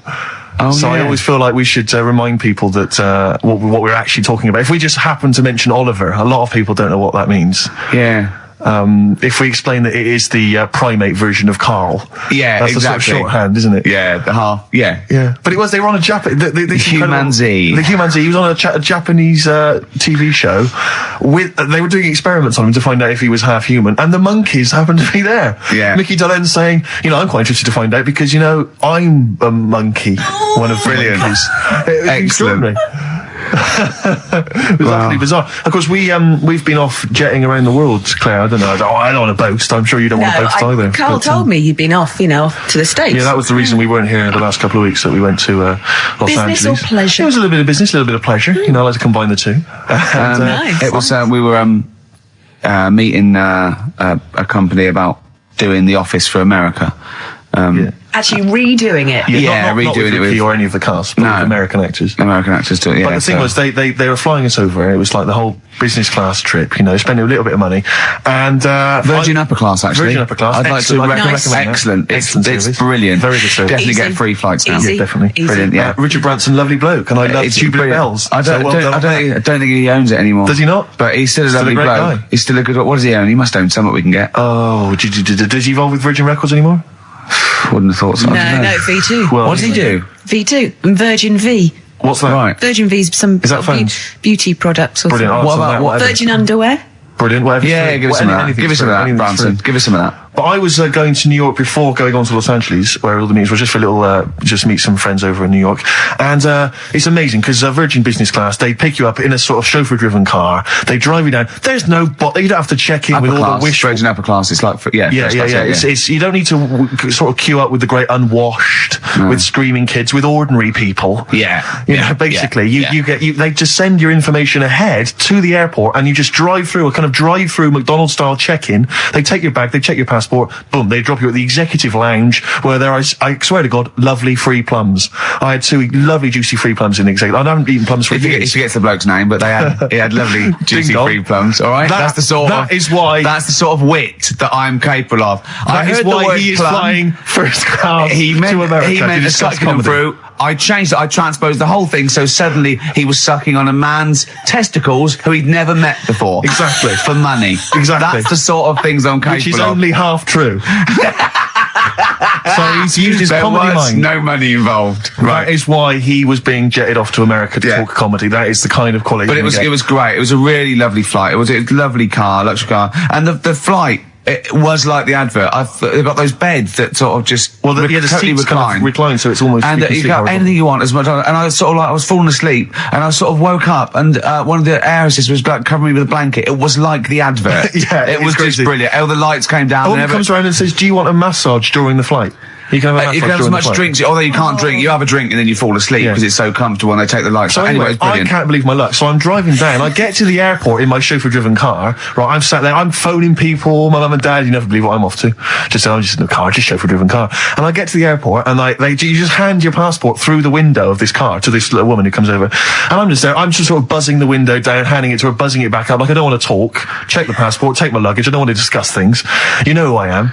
And she hands the passport back through the window. She says, "It's expired." I went, what do you mean? She went, "It's expired." I said, "It's business class. What can you do? Can you do anything?" And she went, "No, we can send you to America, but 8 hours later, you'll have to just turn around and come back. They won't let you through immigration." I was like, "What am I going to do? I got to go to Los Angeles and talk about like The Office and that."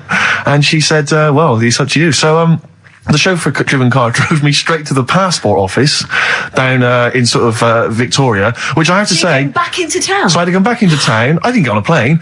I'm wearing my suit because I thought I'd wear the suit so I look like a real player. So I'm wearing my suit. I love the fact that you wore a tracksuit because I thought I don't need to get upgraded. I'm first class. Exactly. I wanted to go on in with pants and slippers. But, you know... In fact, wasn't that why she covered you with a blanket at one point?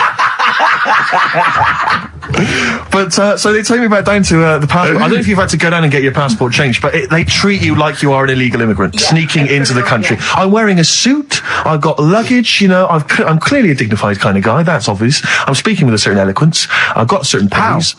I'd just been working on it in the car. Oh, right, okay. And, and they said you've got to come back that night, so I had to come back. I had to get my passport photos done. I had to buy a sandwich. I had enough change for the machine because it was an absolute nightmare. I began the day in a chauffeur-driven car on my way to Los Angeles to discuss business with Universal Television Pictures, and I ended the day on the tube in a suit with my luggage, stood next to one of the posters advertising this radio show, which was just embarrassing because people kept pointing and staring and laughing. He called me, like they said, Rick, I've really much. I go, go on. He went, my passport expired. I went, oh, so what are you going to do?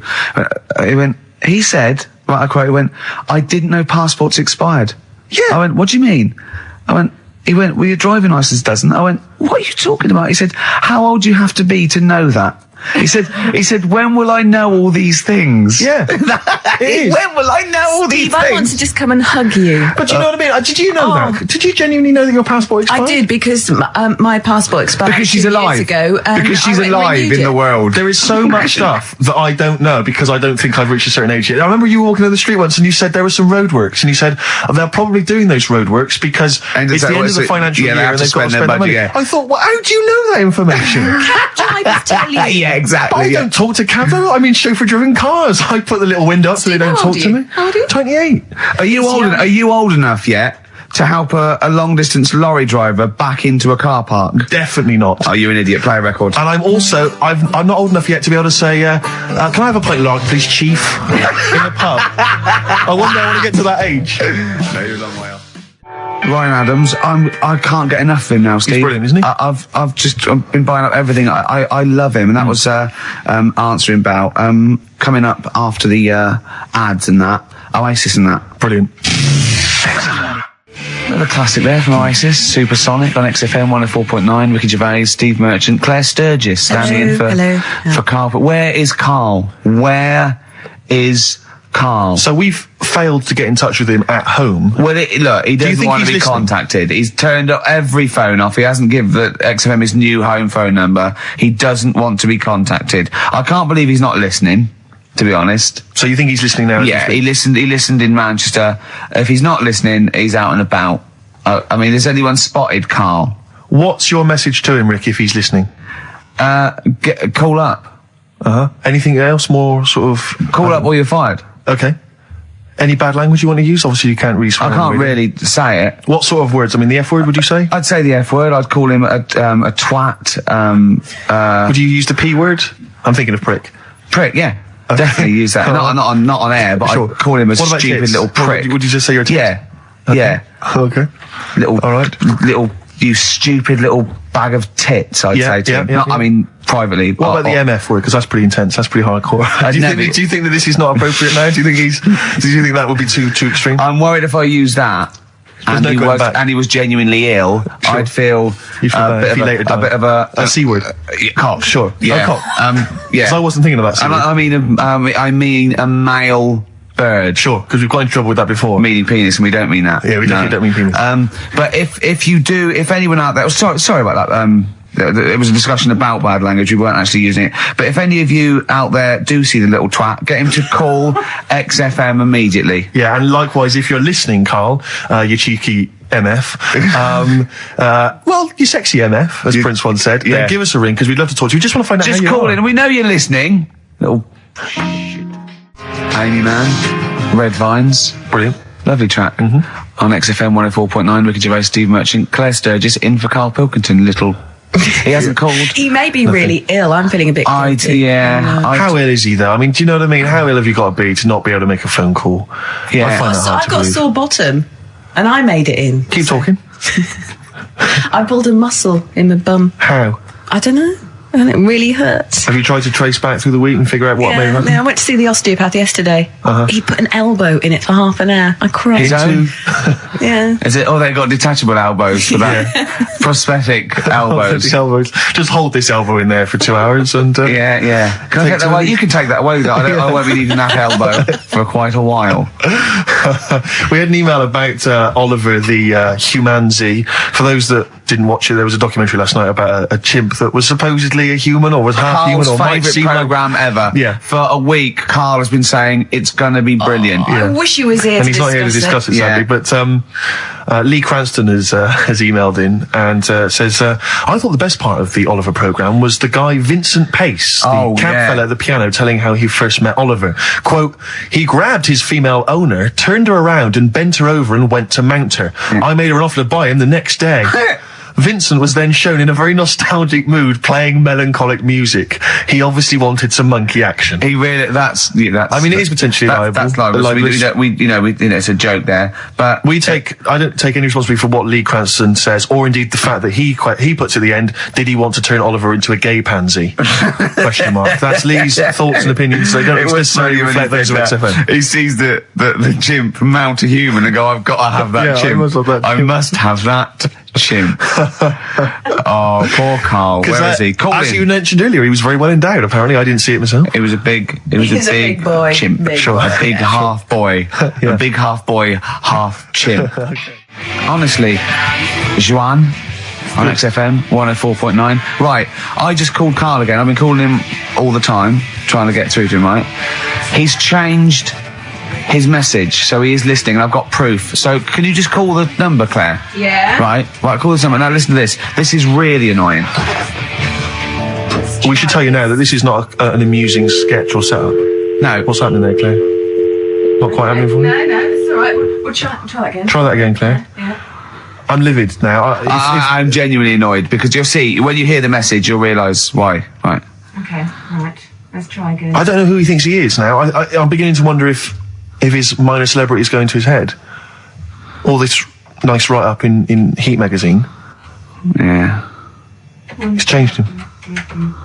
Richard Anderson, incidentally, has emailed in. Go on. Dickers Anderson. It's not happening, is it, there? Is it? Why not? Because I'm a bit stupid. Why can't... I can't work it out, can I? Can't figure it out. How would you call someone normally? Well, normally I just pick up the phone and dial it. Sure. No, I don't then mean... I mean... But it's like I have a problem getting it through the desk. I tell you what, can I play an ad break and practice? I'll pretend this didn't happen and then come back in a to weird you. way, it's like having Carl. It's like having Carl. Play the ads. I'll get back to you. Bit of Snoop. Never... And when did a bit of Snoop ever hurt anyone, Steve? Absolutely. Never, I don't think. Okay. Carl's away. He pulled the wool over Claire's eyes. There's a few people out there that believed he was ill. I knew he wasn't. In fact, at one point I thought, maybe he is ill. His message on his answer machine has changed in the last 5 minutes, and listen to it, and this is evidence that he's not ill, right? Okay, here we go then. Yeah.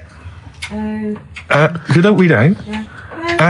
Richard Anderson, I should just say, has got in touch. Okay. Here we go. Hold on. Oh, Claire. No, I can do it. Just tell All me right. Anderson. This is ludicrous. Yeah, so obviously Richard Anderson, he's emailed in his thoughts. Dickie Anders, Randy Anders. You. Dickmeister General.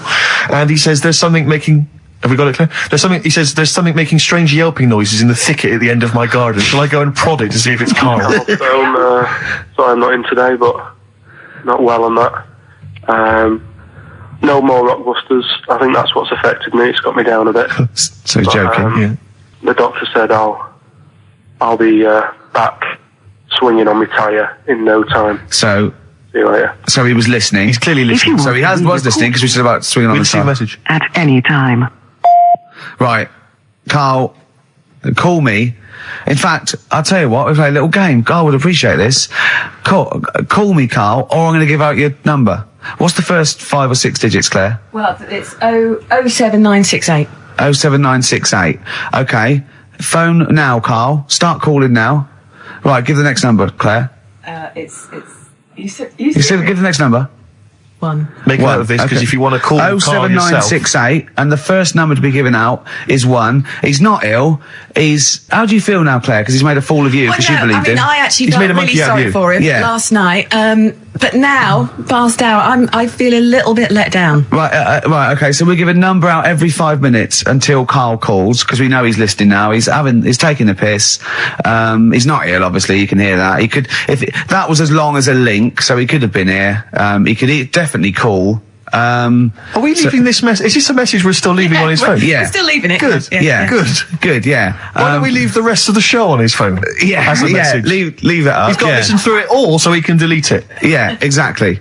And the other thing, of course, is that he's not going to get paid for this. No. So he's thrown away 80 quid. That's 80 pounds. Now, in Manchester, that's a week's wages. Easily. So he's obviously been spoilt. For all his mank charm, he's down here, he's living the life of He thinks riding. 80 quid's nothing. He thinks 80 quid's nothing Up there, already. you could be buying you could buy yourself your own horse. Yeah. You could probably get yourself a deposit on a flat. I'd have thought so. Up I'd have there, thought so, easily. yeah. And so, on sun lamps, because it's always dark. Yeah. He could go mental up there. Now, Dog piece of string. So what's the first few digits we've given out?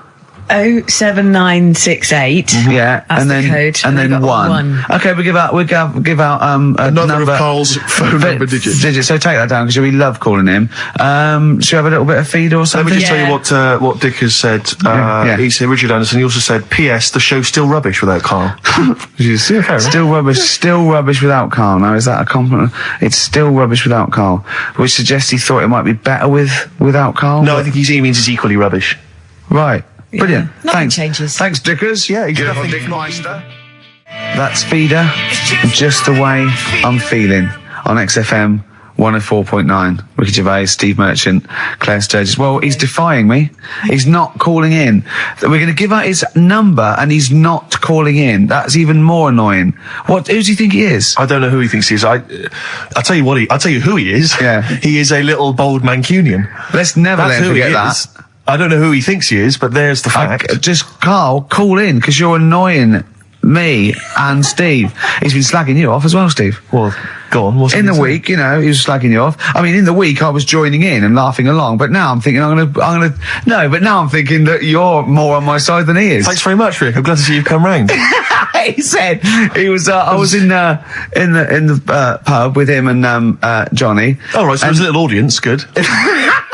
And he went, have you seen Men in Black 2? I went, no. He said, have you, Johnny? He went, no. He went, there's a thing in it that looks just like Steve. And I went, what? He went, it's a thing, he's got really gangly arms and bulbous eyes, and it just works really fast in the Aliens registration thing. And I went, all right. I said, we'll bring that up Saturday. Since he's not here, what do you think of that? Well, the reason is that I think the problem I have is this: that if I was to say things like that about Carl, I'd destroy him. He'd be a broken man after I'd finish with him. Call in, Carl, or Steve's going to say a few things about you. I'm going to get a couple of home truths out there. I can't believe it. I cannot believe it. Yeah, we were, at the time I was joining it, we were having, slagging you off on other things as well. Sure. But now I'm thinking, maybe maybe you were wrong. Maybe I was taking the mickey out of the wrong person behind their back. Because the Night from Patti Smith, co-written, of course, with Bruce Springsteen. Oh, it was a co-write, was it? Yes, I thought he indeed, wrote it. yeah. Oh, Yeah. wow, there you go. Learning something on XFM 104.9. Ricky Gervais, Steve Merchant, Claire Sturgis. No Carl. Well, Carl's annoyed me. He's not playing. He's not ill. Another digit from the number? Yeah, just do one more digit, Claire. You serious? Yeah. Yeah. 5. Yeah. 5. Good. 5, so 1 5. Okay, great. We'll keep doing that. But I'll tell you what. The best revenge is living well. Indeed. Why don't we just do a brilliant remaining 50 minutes of show, and show the people that we don't need Carl. High five. Let's do it. Okay, you don't need Carl. Right, let's go. Starting now. Some brilliant stuff. Oh, You're going to say something? Yeah. No, I remember when I was growing up in Manchester. No, you can't. And so it's funny to me. I'll tell you. XFM 2.9. I said no. I saw a weird thing. I saw, where in Leicester Square, I was coming through China, I saw a hairy Chinese kid. No, I don't. It was weird because they're not usually hairy, are they? Did I tell you about me Auntie Flora? Is that supposed to be Manchester? Did I by Eck as like? Did I tell thee about me Auntie Flora who shat herself for 3 hours once? Did I tell you? I don't. There was a woman born Carl, once. you have to phone us. We've got nothing. Oh God, he's so annoying. Little twat. Richard Ashcroft biting bottles on XFM 104.9. Well, we might not have Carl, but I think we've got a few ads, haven't we? Oh, brilliant. Got quite a few. That's the new one from Blur. Out of time. Only 3 now. Probably had a sort of Carl equivalent who sort of thought, well, I can't be bothered. Graham Cox and they're probably at home listening to that. Exactly. Playing guitar, and they called him and said, well, you could play along. He went, no, I'm ill. Yeah. Oh, I'm ill. Come on, Graham, if you're playing, I can hear you playing guitar now. No, I'm ill. Yeah. Have they replaced Coxon? No. They haven't replaced him? No. Oh, right. Well, they probably will do when they go on tour, but I think they aren't actually. Well, I play guitar, I don't know. That's true enough. You're pretty hot on the... If, Diamond, you want someone to, Oh, actually, Steve, strum along? in answer to your question, for the live dates, it's one of the blokes from the Verve. Oh, Ex-Verve, it's a shame. remember? Did she interrupt me again? I think so. Rick. I'm a fear in it. God, I can't think I was talking. Yeah, I don't know if you were... You know, I might be mental, but I think I was talking. Claire, when's your radio show on? Normally, when do you host a radio show? Am I allowed to plug it? Go on, Yeah, go on. just tell us. Monday to Thursday, 9 p.m. Well, maybe we'll Interesting. come along and start talking over you. I'm just wondering, Rick, who's listening at that time? My what mum. time? We've My got mum a is listening. prime time, which everyone is sat at home listening on a Saturday afternoon, Claire. Yeah. It's one of the best radio Yeah, slots no one's in the going business. to football matches or shopping or anything like that. No. I want a piece of the action. I need it. Yes. I need Well, you've got it. And they're playing a few dates here and there. Old Blur, Blur. Good. And that's off their new album, probably, with all the other songs and that. Rick, I was watching TV last night. I just, I think it might have been during the Monkey Show, actually, I'm not sure, but there was an advert, and it reminded me of a little crush that I just felt I should express, because I wonder if, I've often used the platform in the past to just express my feelings for people. Yeah. And I realised now, for many, many years, I've had a big crush on the Scottish Widow, from the Scottish Widow adverts. I just want to say to her, Is it because she's sort of mysterious and hooded? partly that, it's also because I guarantee she's available. Because she's just lost her She's a husband. widow. Yeah. And I just think it's time to stop grieving. I think you've been grieving too long. I want to say to her, you're a beautiful lady. And she's probably got a big lump sum. I'm thinking she's probably got a sizable amount of cash. Yeah. She's obviously got a lot of spare time on her hands, not working or raising kids because she's wandering across the moorlands. Most Yeah, of the time her kids in are a hooded probably shawl. grown up. I'm thinking it's time. Or they turn to crack or something. But I'm just saying this. I think it's just time to say, yes, he was a great man. He was a good man. He was a lovely guy. He worked but hard he's on his gone. life. It's He's gone. time to move on. He wouldn't want to see you like this. No. Still grieving after 25 years. No, he'd want to see her being humped by a big lanky thing with steamed up glasses, I reckon. I'll be honest with you, he hasn't got much say in the matter. He's dead. Well, all right, don't get nasty. And frankly, she's still not over she is it. squandering that money. She could be out. She could be in Europe. She could be in Barbados or Hawaii. She could be spending that cash. She could lose the hooded short and maybe slip into a nice bikini. Do you know what? I think she's kept herself in shape. I reckon she's wearing nothing under that. That's what I'm shroud. thinking. Dirty slut. And I'm assuming, as she's Scottish, that he She was a little couldn't bit wait thrifty. for him to go. She couldn't wait for the poor bloke to go. He was obviously, I bet he was a little bit thrifty. He's probably got quite a lot stashed away that she's slowly working her way through. Yeah, and I want to Ding find dong. out. I want to find out how he died. Yeah, I'm intrigued. Because if I find it's like, there was a roller skate on the top of the stairs, Exactly. I'm going to reopen the investigation. If it was in any way suspicious. Yeah. Questions So your could be husband's asked. dead, and she went, "Oh no, where's the money?" Yeah. Steve Merchant's outside, Exactly. Yeah. built like a donkey. Yeah. He's built like Oliver the chimpanzee. Yeah, and he wants to get at it. Yes. He's bought his tandem. Yeah, Hop on the back. We're going off to the moors. Yeah. He's going to fly executive class. Yeah. His passport is valid. I know He that. knows that He's much. got another 10 years on the passport. Well, I'll tell you what, the boys from Blur, they don't rock. Sure. Should we show them how to rock with a bit of Bad Company? Do it. It's a classic. Turn it up, Claire. Bad Company. Can't get enough of your love. I'm in a rock mood because Yeah, I'm Carl's enjoying that. made my blood boil. Yeah. Really. I might even play a song, you're probably too young, called Spirit of the Radio by Rush. It's sort of like, for rockers and people like that, it's like the ultimate sort of pomp, rock, progressive pop song ever. It's classic. Yeah, you might hate it, or you'll love it, or you listen to it ironically. I love it. Well, you know, I was listening to Led Zeppelin recently. I never really understood the rock phenomenon before, but I just understand it now. It just gets in your blood. It's extraordinary. Crank it up loud, and it is just visceral and amazing. And I wish I could play the guitar. Sure. Do you know what I feel like doing? What? Writing a little sort of hymn or ballad. About to Carl? To Carl. Yeah. We've tried threatening him. That's not worked. Give that one more digit. We got half hour to go. Because they're 3 digits, so it's what is it? 07968 Yeah. 15 Next digit, please. 7. Okay, 157. I hope you're making a note of that. You'll be able to phone Carl, leave messages, tell him what you think of him. Unless he phones, he can stop this at any time by just simply calling here in the studio. You can just call and say, okay, don't... you can just call and say, please don't give my number out. And I'll go... As I always do when I'm winding him up and I'm slapping his head and I'm sort of like spitting on him and stuff. Eventually he goes, shout, stop it. And I go, well, you only had to ask. Exactly. So if he calls, I go, you only had to ask. Flaming Lips on XFM 104.9. Well, we got through it without Carl. I think so, yeah. I've enjoyed myself. Didn't mention him much, did we? No, I don't think so. I don't think we need him. I always quite enjoy it when he's absent, actually. I know, because we can have a nice chat as opposed to him just going, remember when I had Chinese hair and there were old women eating her own legs It's and my just dad gobbledygook put things, eh? a Forrest Gump in a wheelie bin. Yeah. Claire brings a certain kind of level of class to it, dare I say that, you know. She's inept in her own way. In her own way, yeah. I mean, there's no one. Oh no, there's no one any good working. No, I mean, no. I don't want to give you that. There's no like proper. The only proper DJ is probably Camfield. I'd have thought, because he's nearly 13 now, and he's been in the he's been in the radio 12 and a half years. See, they tested him, and he's half human, half Vance. which is quite he's got quite weird. a lot of. I think he's got the 48 chromosomes that Tommy Vance has got. That makes one Tommy Vance. Tommy Vance, and a little bit extra. Because one of those chromosomes is pure Jack Daniels. It's just Jack Daniels chromosome. It corresponds exactly to a Jack Daniels. There's some Lemmy genes.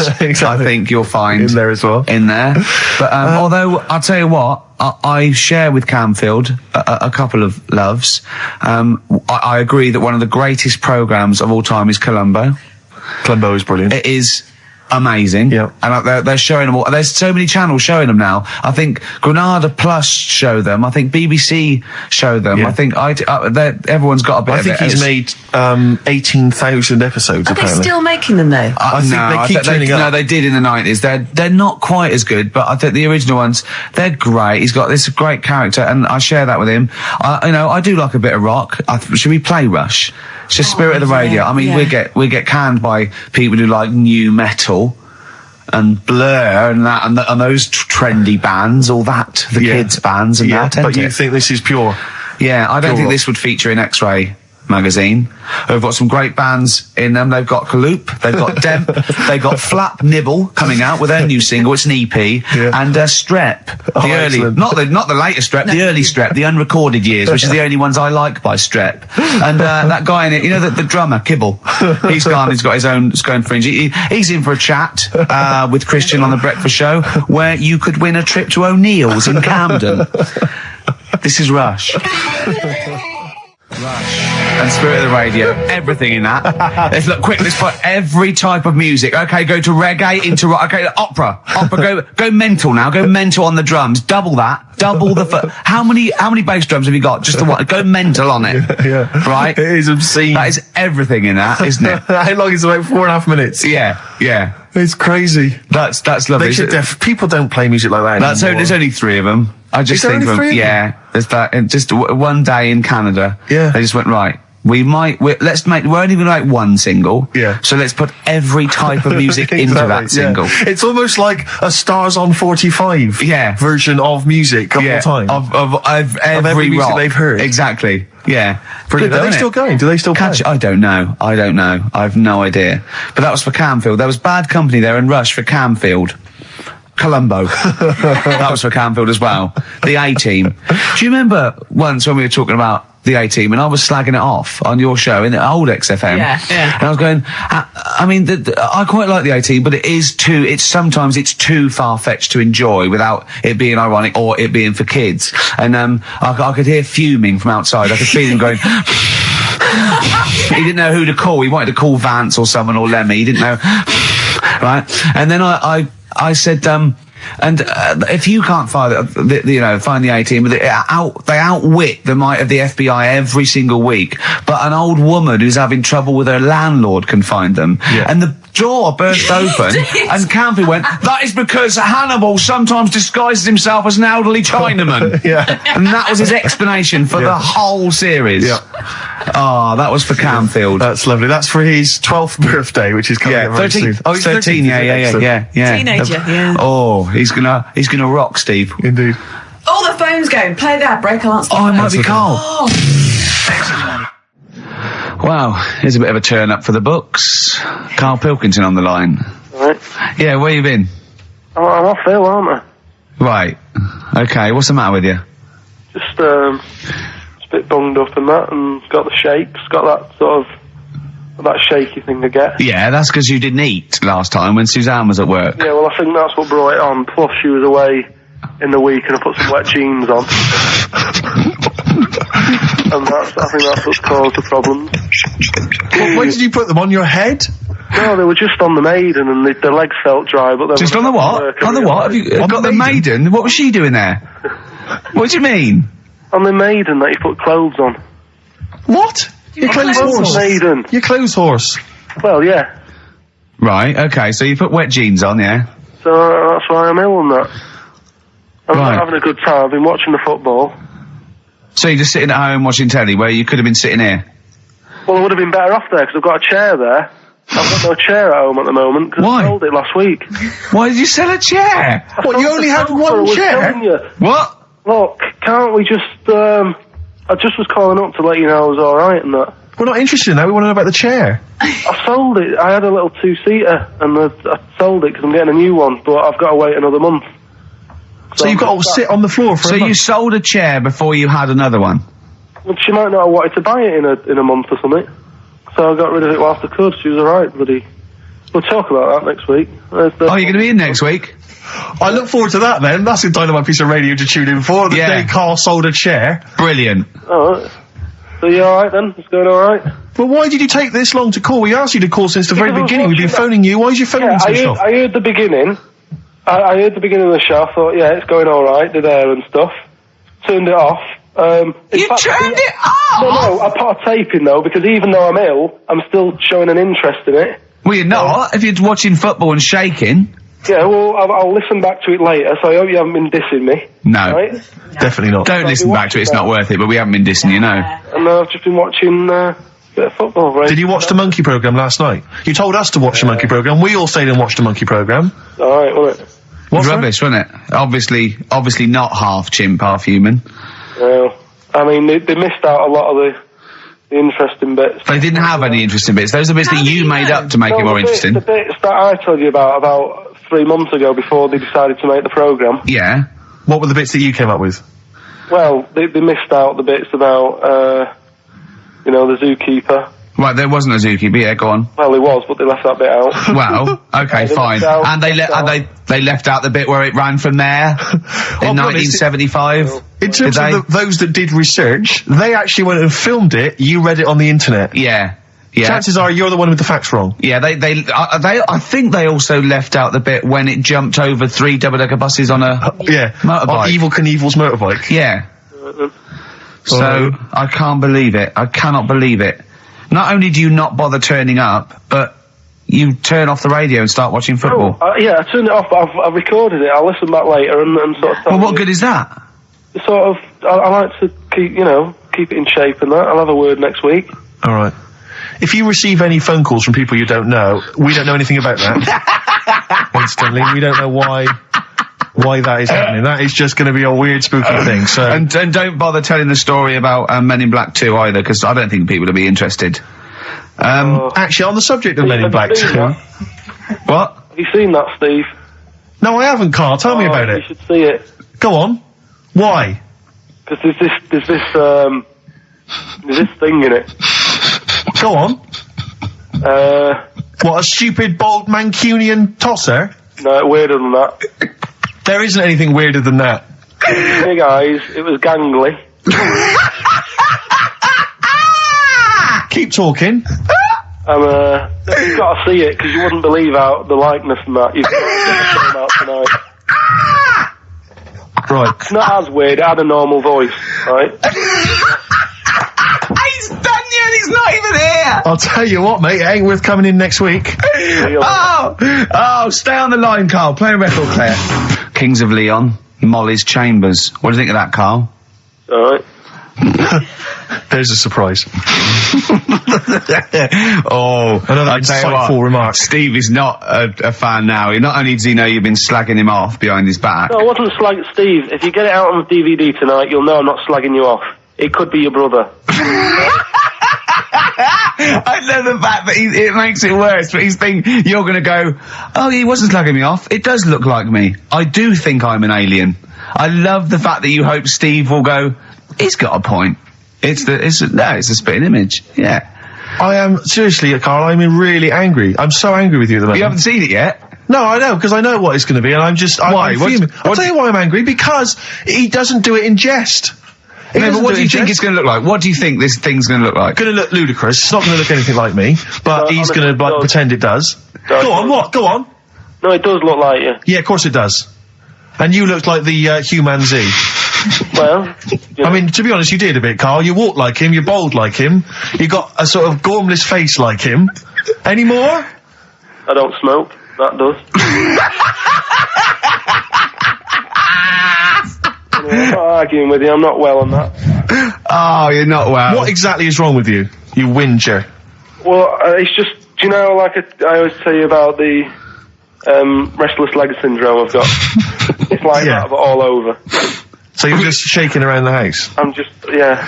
What do you look like, Elvis? What are you doing? You're shaking around the house. I'll tell you, with your bald head, you probably look like an enormous vibrator. Oh, God. That's what you probably look like if you strip naked. Oh, you'll have the Scottish widow coming round. Oh, dear. That's, what's her name, by the way? I heard you talking about that.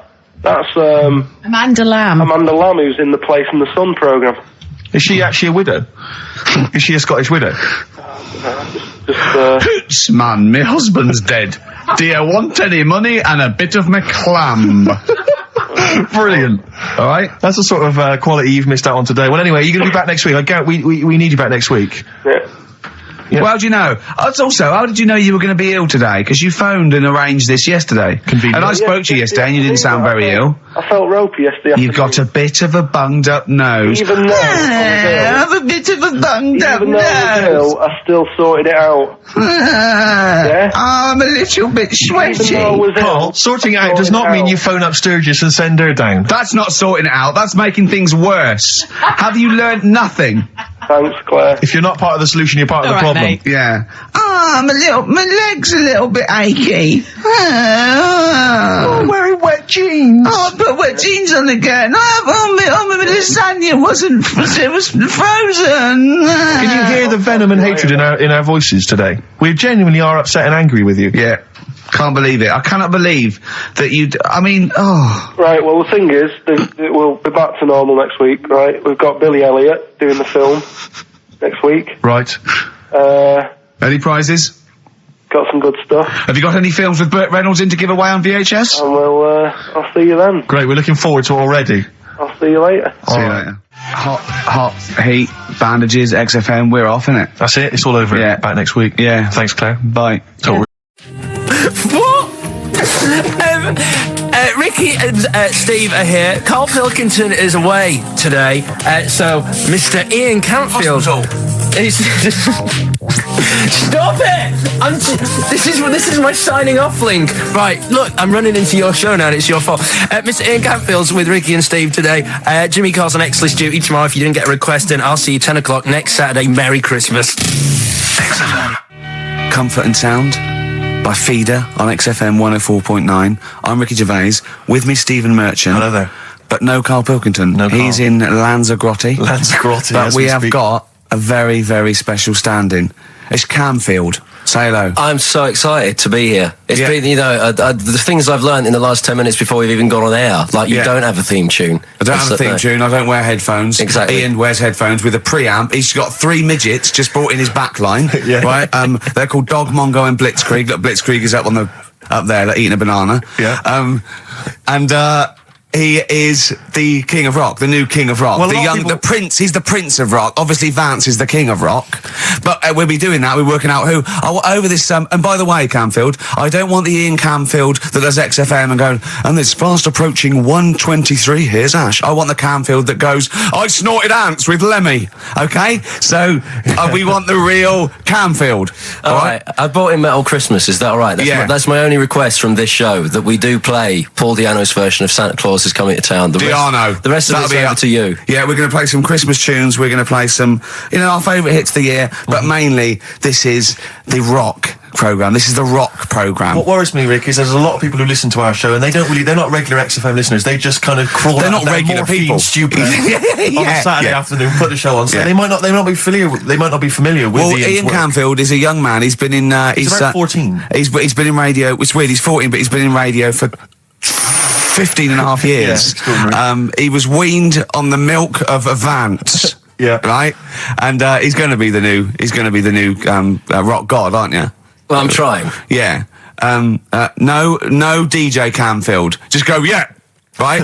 And over the 2 hours, I want to work out the 4 pillars of rock, right? I want 4 names, 4 pillars of rock, right? Huge rock pillars. And then I want the king who stands astride them like the archangel of metal. So we'll be asking Ian, every few minutes we're asking, right, who's your first pillar of rock? And then, keeping the one that stands astride them. Okay? And how many do we need? Well, we need 5 names then, don't we? The 4 pillars of rock and who stands astride them. Right, okay. Like the Overlord with these Axe Attack albums. Yeah. Yeah. This is Oasis. Christmas. Oasis doing their version of Merry Christmas, everyone. It's Christmas. It seems only appropriate that we play the occasional Christmas tune. There aren't many decent ones. We will be playing the greatest, not just Christmas, one of the greatest songs of all time, but certainly the greatest Christmas tune of all time, Fairy Tale in New York. Is that going to be the version done by what's his name out of Boyzone? Has he done one? Yeah. Because he's lived the hard rock and roll life. What's his name? What is his name? Ronan Keating? Yeah. He wasn't bad on Room 101, actually. I think he's lightened up a little bit. Good luck to him. Yeah. Yeah, I did as well. Yeah. A lot of people ask me, Camfield, I'm sure you can you've probably got experiences of your own that you might want to talk about, but people ask me what Ricky's like in real life. And I don't want to get grotesque. It's Christmas, people are listening, people are eating sandwiches, but he has a flatulence problem. I don't know if you're aware of this. It is. It's not a problem. Right. Well, it is for us. Yeah. You may not. Yeah. I think the problem with Ricky is Ricky hates to miss out on anything. He's terrified that there's going to be something going on that he's missing out on, a conversation, a joke, someone falling over, and so he daren't spend any time in the lavatory because it's too any period of time he spends in there, he could be missing out on some fun. So he kind of tries to get his lavatory, occupying time down to a minimum, an absolute minimum. Plenty of pissing. There's loads of that, but none of the other activity. Really, I mean, you keep that. Really, it's like you're in, you're out, and sometimes I don't think you've done the full job, Rick. Yeah. And today, I tell you this, my eyes were bleeding. It's intense. It's just a word of warning because the kitchen at XFM is out of bounds now. No one's going in there until the new year. A to J in the library. A to J in the record library. I'll tell you this: I don't know if like Tony Blackburn's in the building. His wig will fall off. But seriously, not that he wears a wig. He doesn't wear a wig. But if he's going down now, maybe he wants to play some Beach Boys. I mean, seriously, forget I'm a Celebrity, get me out of here. Forget you might have survived in the jungle, Tony. But you get down there, mate. Tony, would you rather eat a plate of maggots or go and get Beach Boys? Exactly. It's saying A to J. Oh, pot pickers. Exactly. Jesus Christ. It is absolutely extraordinary down there. Oh, so I'll just be warned. But it's Christmas. Yeah. Christmas. Why would Blackburn be listening to this? I don't know. He's probably doing a bit of Christmas shopping. Sure. And he's out and about with probably got his little personal stereo on. Yeah. And he goes, "Oh, I'll listen to the boys at XFM." Exactly. And Canfield, what do you think of it so far? Yeah. Yeah. Yeah. It's not Vance, is it? Okay, who is secured as one of the pillars of rock? Lemmy. Of course he is. Never changes his boots. 2 pairs of trousers. 3 shirts. Really? Yeah. And he just alternates them, does he? Yeah, so he yeah, might yeah. have the same pair of trousers for 2 weeks, but the different shirt. Is it true his rider is a bottle of Jack Daniels and 40 Marlboro? No, it's like one of those 100 packs. No. Yeah. One of the 100 packs of Marlboro, and he like keeps them stuck in his boots, which don't change. Actually, I think I'm right in saying like that one of the like 2 left boots as well, because one of them did break. So and he had 2 pairs, but he's now only got 1. But he's got but Well, Lemmy, that is Lemmy then. Lemmy as one of the pillars of rock. What would Phil Lynott get anywhere near this? Yeah, he would have done. Let's play some Lizzie then. Don't believe a word. Thin Lizzie on XFM 104.9. I'm Ricky Gervais, with me Stephen Merchant, and over there Campbells. Is that your impression of me? Yeah. Yeah. The rock one's better. The rock one's better. Yeah, you shouldn't try and be a DJ. Yeah. Growing up with Diano Tuesday night. Ian, I know you're keen to know this, Rick. What are your thoughts on XFM?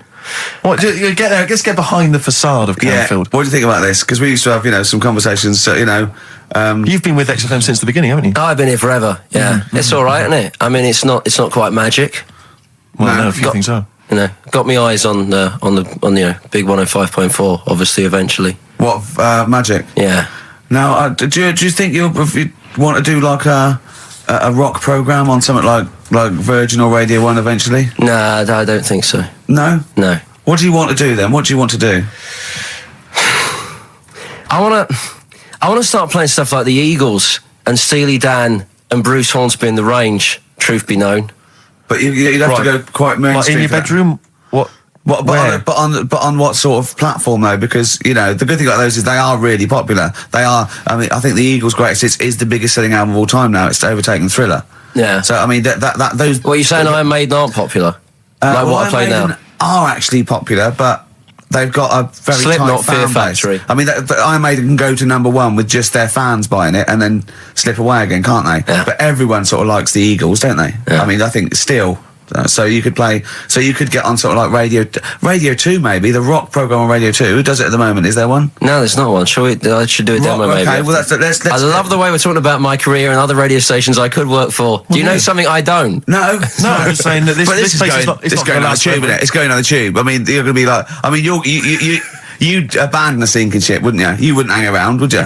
You wouldn't fiddle as Rome Byrne. I mean, we got a couple of pies cooking in the States, so we're not going to be here to keep it afloat. No, the weekends. But we want to take the good guys with us, right? So when this crumbles and they make it into a car park for Capital, I want to see you on Radio 2 Friday nights 10 till 12, pure rock. Exactly. Do you know what I mean? Absolutely. Right. Well, that's the pitch, isn't it? Friday nights 10 till 12, pure rock. Okay. If anyone's listening to the BBC, it's Canfield. He is the new Vance. Molten Metal, maybe. Molten Metal. That's good. My only concern with TV work for Ian is he doesn't look like the obvious rocker. I mean, people are listening, they probably imagine he's got the long, greasy hair. But that's he's got the modern look. T-shirt. Lots of modern bands now. They've got. I'm not slagging off. I'm just saying. I wonder if the fans. They've got short hair. It's not all long hair and strange beards and tattoos. No, the days of them all looking like Lemmy and smelling like Ricky are well and truly gone. Yeah. Have you ever had the long hair? Have you ever gone in for that? No. Never tried that? No. But I've got bullet belts and stuff like that. You're right. If you'd have wanted me to dress up, I would have dressed up and brought CDs. I mean, obviously I should have prepared more for this show. Sure. Yeah. We're going to play some classic rock, aren't we? I think we're going to play The Who. We got Jump, Van Halen. That's a classic. Isn't it? Yeah, I think I've got that about 5 times on every driving album I brought in for you. Okay, and so are we going to play Since You've Been Gone? Yes. Yeah. What's next? British Sea Power. Yeah, I thought we should play a couple of singles that we've enjoyed over the last year or so, and this is one of them. Carry On, play at Canfield. And don't forget, Paul Di'Anno and Santa Claus is Coming to Town's coming on as well. Paul Di'Anno doesn't snort ants, he snorts anteaters. Carry On from British Sea Power on XFM 104.9. Not bad at all. Now, listen, we should just point out to people that Carl's away, and we always slag him off because he provides very little And he's an idiot. Well, exactly, to be fair. But he's obviously off in Lanzarote, and he's forgotten to tell us what the password is for our email, Rick. Idiot. So we can't get into the email. So we're going to have to use Ian's email instead. ian.camfield@xfm.co.uk if you want to get in touch. You're never going to have so many emails, Ian. Really? Yeah, Is that right? you're going to be looking at them all week. It's going to be brilliant for you. You're going to feel really popular. You know what Heat described Carl as a bald little mank twat. Nice. Carl was going, brilliant. Is that allowed? Is that all right? Yeah. Bless him. Bald little mank twat is back on the 3rd, isn't he? Well, if there's one thing that magazine's What good was at, he it's suggesting? You accuracy. can't be regionalist. What? Was he suggesting you can't be regionalist? Was that allowed? No, I just think it's a familiarity of, it's just because we call him a bald little mank twat, that a national magazine can say that. Oh, bless his little round head. Wonder what he's doing now. He's sitting in the ash, reading his, reading his Rich Hall book. Yeah, he spent a week when he went to, where was it, St. Lucia? He spent a week, right, throwing sand at crabs. Yeah. I don't think they've even got crabs, have they, over there? No, I don't know what he's going to do. What is he going to do? Suzanne, what is she going to do? He's going to be whinging. But it's sort of like, Carl must be like, you must like sit him in front of a video while you go and make the dinner or something. Yeah. It must be a nightmare taking a pet. Has she got a little harness for him? To be fair though, Rick, I mean, I can't imagine you're much better on holiday. I've always wondered what that must be like. Because you always need an audience. You've always got to have someone around that you can perform for, drop your trousers for. Annoy, just generally sing and dance about. And Jane's seen it all. She's bored of you. Yeah. So what, do you just do this to other people on the beach? Holiday makers, it is me. You can't believe your luck, Ricky Gervais. What, do you want me to do the dance? Do you want me to annoy you? Yeah, exactly. I can annoy you for 5 minutes. Yeah. Then I'll get bored Exactly. myself. I'll tell you what, I want some ads, and after that, the fairy tale in New York. Oh.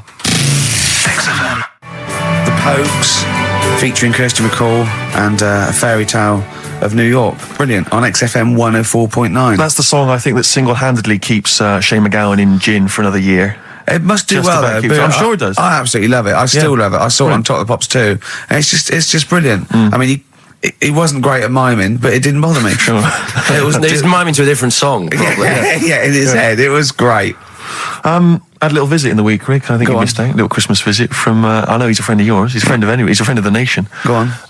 TV illusionist Darren Brown. Oh, yeah. Yeah, he's bought a new pad. Yeah. And he just came around to tell me about it. Yeah. And it's interesting because... Somewhere to keep his guns. Exactly. And he... I can never know kind of how much, he's just playing with your mind, experimenting. But he was telling me about the place, and apparently... Say he loves you? he's got a B-day in the house. Now, we were discussing B-days because... Never understood that. I've never got my head around it. To this day... He's not meant to. Well, no. But I don't think I've ever met anyone who's used a B-day. Oh, Darren Brown does. He's known as the cleanest arse in Modern Magic. Yeah. Shiny arse, they call him. But we were chatting about it, I don't really know, to be truthful, I don't really know how you use them. I don't know. Well, I assume you just sort of go over it and let... But do you face the wall with your knees on the tiles? No, or do you I face think away you from the wall? No, it's sort of like you just... I don't... And no. it's got the little Do you nozzle. sit on it, or do you sort of hover above it? Do you hover above it and just splash things onto them? No, it's a little jet, isn't it? It does it for you, doesn't it? But is there a jet? This is what I'm wondering. Is there a jet of water that goes up the crap? It's like it's a drinking fountain we used to have in school. Yeah. Which I remember Mr. Mellows used to embarrass himself every time. I go, no, he's in the middle of the playground, Mr. Mellows. Yeah. It's not a B-day. We're not at your French, cottage again. Yeah. I don't. B-day sounds French. I'm assuming it's French. After, they're probably so embarrassed about just sort of like squatting over a hole. Yeah. They go, well, at least we can clean it. Are they? Because I haven't been to France for years. But are they still persevering with the public toilets, which is just a hole in the ground? I think they have got. Has a single Frenchman travelled anywhere else in the world? Yeah, and seen that now? This you is can actually uncomfortable. I know. My trousers go down to Delhi, and I think there's proper decent porcelain. I know. I can't believe it. I think they have got the flush ones now, mainly for the tourists. Sure. Yeah. But I've never really understood that. But it's not. You don't go in. It's not like because they're literally crapping into an open sewer, aren't they? That's the French approach to the public lavatory. Do they have the bidet next to the hole? No. The toilet is a toilet, isn't it? Right. But it's just like. It's sort of like it's like going in the bottom of a shower with a big hole at the bottom. But I don't And know. do you, I mean, again, not wishing to get graphic, but do you use the bidet instead of the toilet paper? Is it used in conjunction with, or I mean, instead do of? you know what? I've honestly never used a bidet. Because it's not really a working class thing, is it? The bidet. No, but well, it sort of came in with sort of like purpose-built houses, didn't it? They sort of like shot up all over the. No pun intended. All over the sort of 70s. You know what I mean? It was like in salmon pink. There was toilet, sink, and bidet. Yeah, we won't yeah. be using the bidet. Exactly. Fill it with ice. Put some beer in that. Yeah. Because none of my friends washes their arse. There are people who refuse to touch their, the hole with the hands, and they only use a bidet. So if they're at a party and there's no bidet, Well, Carl doesn't like feeding his bollocks for cancer because he says he doesn't like the texture of them. sure. Well, so he'd probably love a bidet if he didn't But have are to there go. kind of upper class women who just waddle into the dining room in sophisticated trousers around their ankles, going, "Where's the bidet? It's filthy." Where's the bidet? I don't know. We use the paper. The what? I think the fish was off. I'm going berserk up there. Get me a bidet. Yeah, what if you lie on the floor? Or I am climbing into the sink and turning the tap upside down. It's the only way I can do it. Yeah. Bidet. Thoughts on bidets? Have you ever used one? Well, no, you told me all this, but you still haven't got to the bottom of how you use them. No, I mean, I don't know. I don't know how to use it. Do they come? You need to ask Darren Brand. Does it come with like instructions, like a flat pack? I think kit you're or supposed to something know. about- I think you're supposed to. If you've bought a bidet, the assumption is you know how to use it. Imagine someone installing it and going, "There you go, it's a bidet." You go, "Could you show me how to use it?" Well, you like this? Well, no, go to the toilet first. Do the whole thing. Otherwise, I won't know in I'll context. just sit here in the corner. That's fine. Okay. Do you read a magazine when you're normally going? Or Well, what I might do, but I mean, I don't really want to do it with you here. But how will I know? Exactly. I need to know how you transport yourself from the lavatory to the Do you bidet. remember when we were trying to offer Carl money to have a shower with Johnny? Yeah. just some of the highlights of the year. That's a weird thing to do. Yeah. We nearly had him there, and then he didn't want us to watch. Yeah. We said, "Well, how do we know that you've done it or not?" Yeah. He went, "You are definitely bent." That's his conclusion. What we got lined up? Well, hang on. Let's just say if anyone's got any idea sort of how to use a bidet, maybe Any idea for anything to talk about on this show? Well, that doesn't involve crapping or Yeah, farting. we've done that. Yeah. We haven't done little Chinese fellas or the gays yet. That's still to come in the second hour. Ian.Camfield@xfm.co.uk if you've got any thoughts on bidets or just, lavatories generally.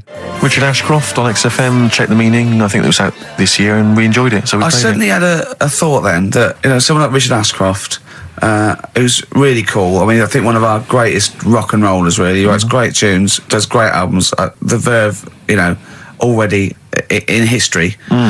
I just suddenly thought of him listening to this and thinking, I wish they wouldn't play my songs because I don't want to be associated with that drivel. Yeah. Yeah. Most people get a buzz out of it, get it on the radio. Do you think people say don't let Gervais Guilty by association. Do you know what I mean? I love that song. I love Check the Meaning. I thought it was a lovely song. And he's thinking they're going to sandwich it to bring talk about little gay Chinese fellas and bidets. Yeah. Yeah. And it's going to make me look What worries me, Rick, is that there were, if we had to draw up some kind of list of artists who would allow us to play their songs, it's going to be such a short list. Gary Glitter, it's just going to be a few people who, are slightly more shameful than us. I just thought of something. There are 1 billion people in China, and I assume it's the same percentage of homosexuality occurs as that to 1 billion, 1 in 10. That means there's 100 million little gay Chinese fellas running around. Richard Ashcroft, if you're listening, I apologise for that last. Think about it. John Lennon, are you okay? War is over. I heard a DJ in the week. I won't say who it was, but sort of like a cheesy sort of housewife choice DJ, and he played that, and he went, weird one that, isn't it? What do you think of that the first time you heard it? Strange one. John Lennon, Yoko Ono, war is over. Here's the moment, at least, out there. I love that. Oh. What does he mean? That's exactly what I want from a DJ. That kind of insight. We were talking before the break about how many little Chinese fellas there are. Yeah. Billions. An awful lot of them. Brilliant. Good. More the merrier. Are you familiar, Rick, with the scary fact, I don't know, Camford, if you're aware of this, and it's chilling.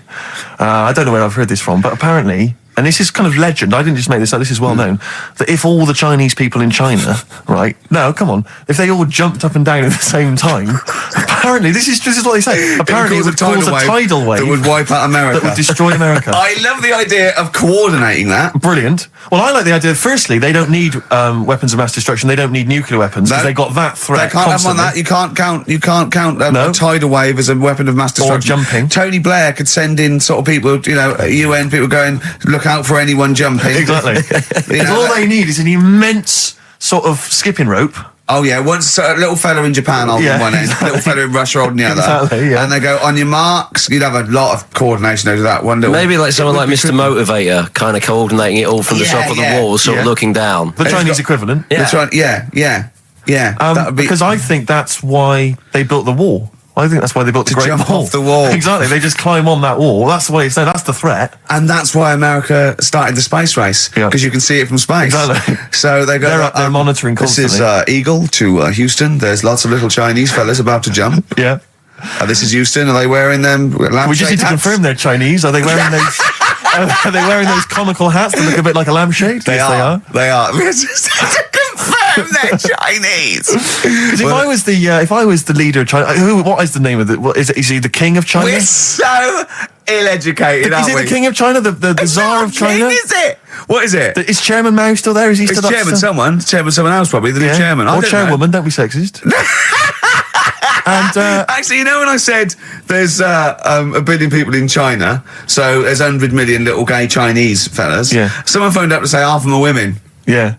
Well, of course. Yeah. Straight on the phone with that. Well, I meant little lesbian fellas or little gay fellas. Yeah. I mean, I wasn't being sexist. But I'm just saying there's probably 100 million little gay Chinese people. What worries me, Rick, is if I was the premier of China, or if it was some of the people I went to school with. Is it premier? Oh, whoever it is, the king of China. I was the king of China, right? Isn't he the king of China and king and I? Or is that he's somewhere else, isn't he? That's Siam, isn't it? I don't know. Is that not in China? Where's Siam then? We're not. It's Ceylon now, isn't it? I don't know. Or was that? Oh my God! Someone educated listening must be tearing their hair out, listening to three buffoons in a room. If I was the king of China, let's assume it's the king of China. Okay, yeah, you'd be tall. But when sometimes you've had a few drinks, whatever, I mean, I'm sure you've done that thing where you order a pizza for someone, a mate or whatever, or send a taxi around to their house, something like that. Yeah. What I do is I just phone up George W. Bush and go, seriously, mate, you better send some stuff over, money and that, and videos, because seriously, they're all outside now. 1, 2... Yeah, and you can freak them out. Send us some knives and forks, because I am fed up with these sticks. Yeah. It's ridiculous. I don't know why we're still sticking with them. I can't pick up the tiniest little bit of chicken. It's crazy. It's rubbish. Send us some cutlery. I'm having a nightmare eating yogurt. Oh dear. This is 104.9 Racist FM. Absolutely. Jonah Louis. Should we apologise for that? Not at all, no. That's right, Stand by it, yes. That was his follow-up to You'll Always Find Me in the Kitchen at Parties. Yeah. One of my favourite lyrics. She was into French cuisine, but I ain't no cordon bleu. Brilliant. Yeah, looking forward to playing that in the new year. What happened to B.A. Robertson? Don't know. He knocked it off. I was standing in the corner and the ball came across. What was the other one he did? I don't know. We're not as old as you. Oh, no. This is all gobbledygook to us. XFM 104.9. That's Jonah Louis. Yeah, you're not listening to classic gold. Amazingly. I've still got my own teeth. I think, Rick, I was the subject of a Christmas con in the week.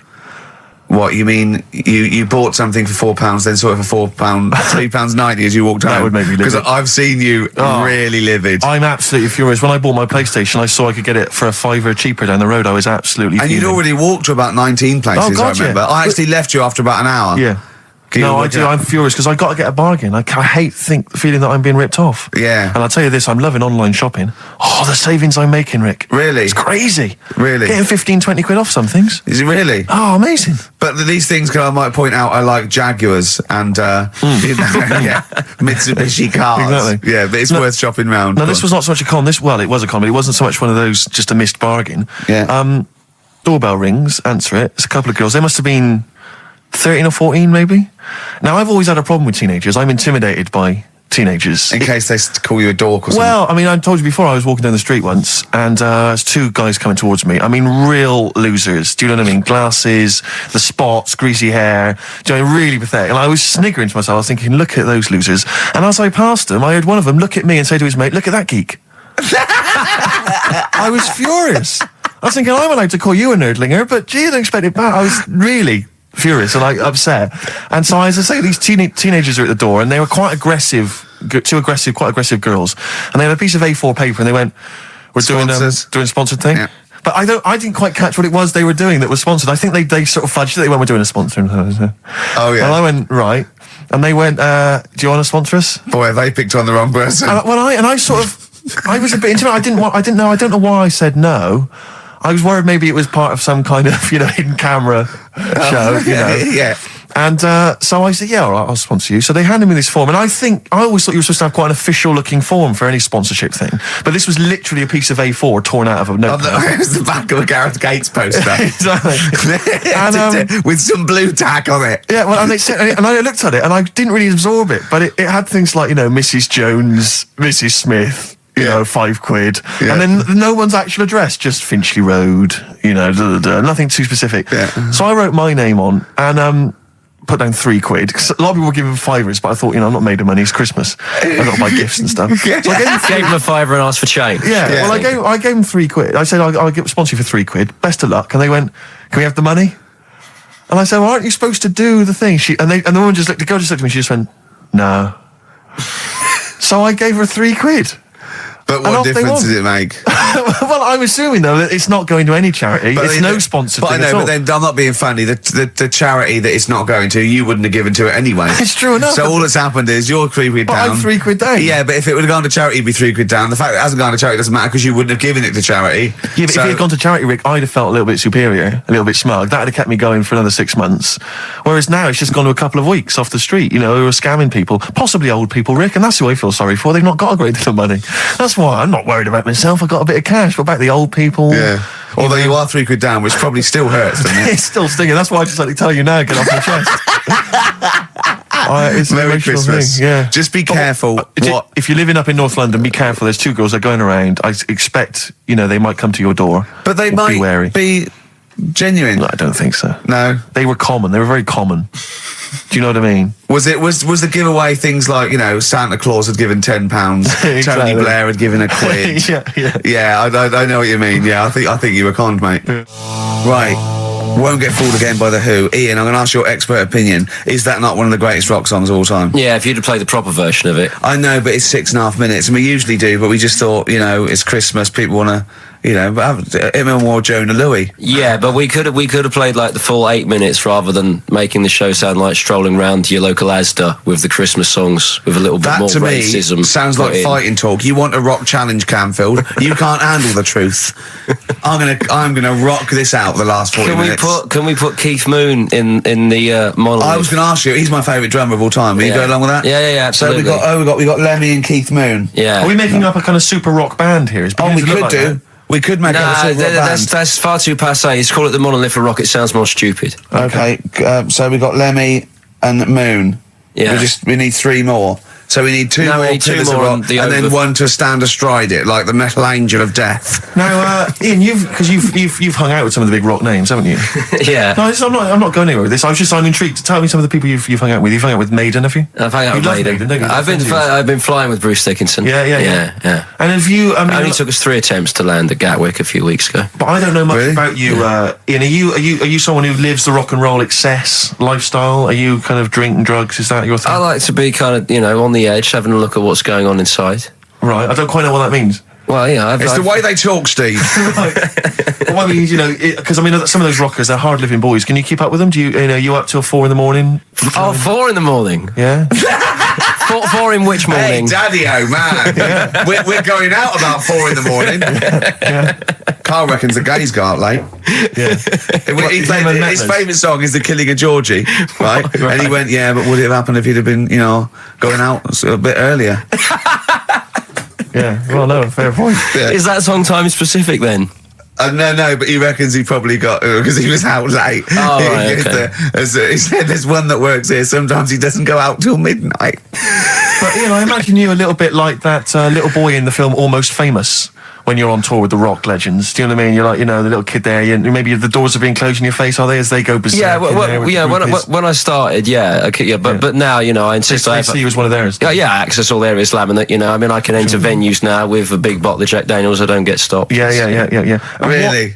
But seriously, have you, without naming names, obviously, what excess have you seen? Have you witnessed anything? Or have people calmed down now? Are these rockers clean living now? Depends who you're talking about. Sure. Yeah. Is there anything going on like the days of Ozzy and Motley Crue? I haven't seen any Red Snappers like with Jimmy Page. Do you know that story? I can't talk about it. Then let's forget about that. Yeah. Oh, is it disgusting? Yeah. Well, yeah. But is it worse than talking about B-days and Ricky's farts? Kind of. Right, okay. Yeah. Yeah. Right. Yeah, I know. You wouldn't want the instruction manual as to what happened with the Red Snapper, like Right. you do with the B-days. Sure. God. But don't, as I say, don't name names. Obviously, there's a sort of client, doctor confidentiality or whatever that you. Yeah, well, I saw. We know there's no one listening. Yeah, so it won't go further than the studio. I saw a member of a very big band play the Astoria recently, and they turned up at the Astoria about 15 minutes before they were going on stage, right? And someone said to them, "Is it good to be playing the Astoria?" To which he turned around and went, "Oh right, are we in London?" Really? Oh dear. And this person then It managed wasn't to play. Daniel O'Donnell, was it? I can only think of the Libertines. No, it's not a very big, huge band, is it? No. Bigger than that. Bigger than Okay. that. Yeah. Okay. What other rock and roll excess do you want? Oh, I was told once that if you stay up for 2 days, the best thing to do is eat some yogurt. This is just like we're going to having tips now. Sure. Yeah, So if that's apparently the best thing at the end of the excess, you need some yogurt. So always keep some in the fridge. Yeah. And chopsticks are no good. Yeah. So don't, whatever you do, don't go on a bender in China because otherwise you'll be screwed. Right? No, there's no benders in China. Oh, there are. There's about 100 million. Yeah. Another tune that I enjoyed this year, Rick. I don't know what your thoughts are on it. I'm fascinated to find out. Loving it. Jay-Z and Farrell and Frontin. What do you think, Canfield? Darkness #1? Yeah, well, they cheated, didn't they? Because they went and did their signing at HMV yesterday, so they could get in like an hour of extra sales. Why is Just that so they cheating could- now? Well, I don't know. Well, I suppose Gary Jules could have turned up at Virgin down the road, couldn't he? And Yeah. Okay, well, then in that case, they're they're going. deserves to be sort of #1 because at least it's potentially a sort of evergreen sort of Slade type classic, and they are the biggest sort of band around at the moment. Canfield, what are your thoughts? You love rock. What do you make of The Darkness? It's all right. They've been around for a while now. Sure. Another year maybe. But they're all the ingredients of everything you like, almost. They've got a bit of glam, they've got a bit of Queen, they've got a bit of AC/DC. It's all in there. You've got a bit of Bruce Forsyth. You know what I mean? It's funny. They're a good fun band, aren't they? Yeah, they're all I mean, right. they're essentially just too close to novelty. But then so was Slade in a way. Slade have only got this credibility resurgence in retrospect. At the time, they were a pop band that essentially were for teenagers and thugs. I'm not sure Canfield's going to be championing Slade, though, up there in the same way that he champions the Maiden. But you got to appreciate what Hold has done, surely. Yeah, I appreciate what Holder's done. But they only became cool, didn't they, when Oasis covered them? Yeah, I mean, I genuinely always liked Slade, and I've still got a soft spot for him. But The Darkness, we'll have to wait and see. At least The Darkness one is irresponsible for the kids of today, though, because the amount of spelling mistakes that Slade were responsible for at school in the 70s With must the be Zs, atrocious. putting the Zs in. Rubbish. Ian, I'm going to have to ask you for our third pillar of rock before the ad break. Right, well, we need. Who have we got? So we got Lemmy and Moon. Right, okay. I think we need to put in. We need a guitarist in there. We should maybe put in Keith Richards. I'm a little bit worried about the health scare because the kind of air pollution around any venue that this band might play with like Lemmy and Keith Richards there. Yeah, See, I'm surprised at Keith Richards because I would have thought it was heavy enough for you, but the Stones have done enough to get in the annals of rock. Yeah. Okay, let's play some ads. Quick question. Do you actually speak like this, Ian? What? This is your real voice. This is real voice, yeah. Yeah. It's amazing. Do your daytime sort of voice, the X-list voice. Say it's fast. It's just coming up to 2 on XFM 104.9. After the break, we've got Feeder. Say that. It's just coming up to 2 on XFM 104.9. These are the ads. Trouble with that song is, don't know about it. It could sound like he's saying something to do with Bell Ends. Well, yeah. What? Heaven forbid. What? You think you meant that? Did he? Probably. No. That's The Darkness on XFM 104.9. Bell End. Yeah. What other rude words are there? Cock. Yeah, that is rude. Yeah. Especially at Christmas. Especially at Christmas, yeah. It's a time for families. I know. Now listen, time for family.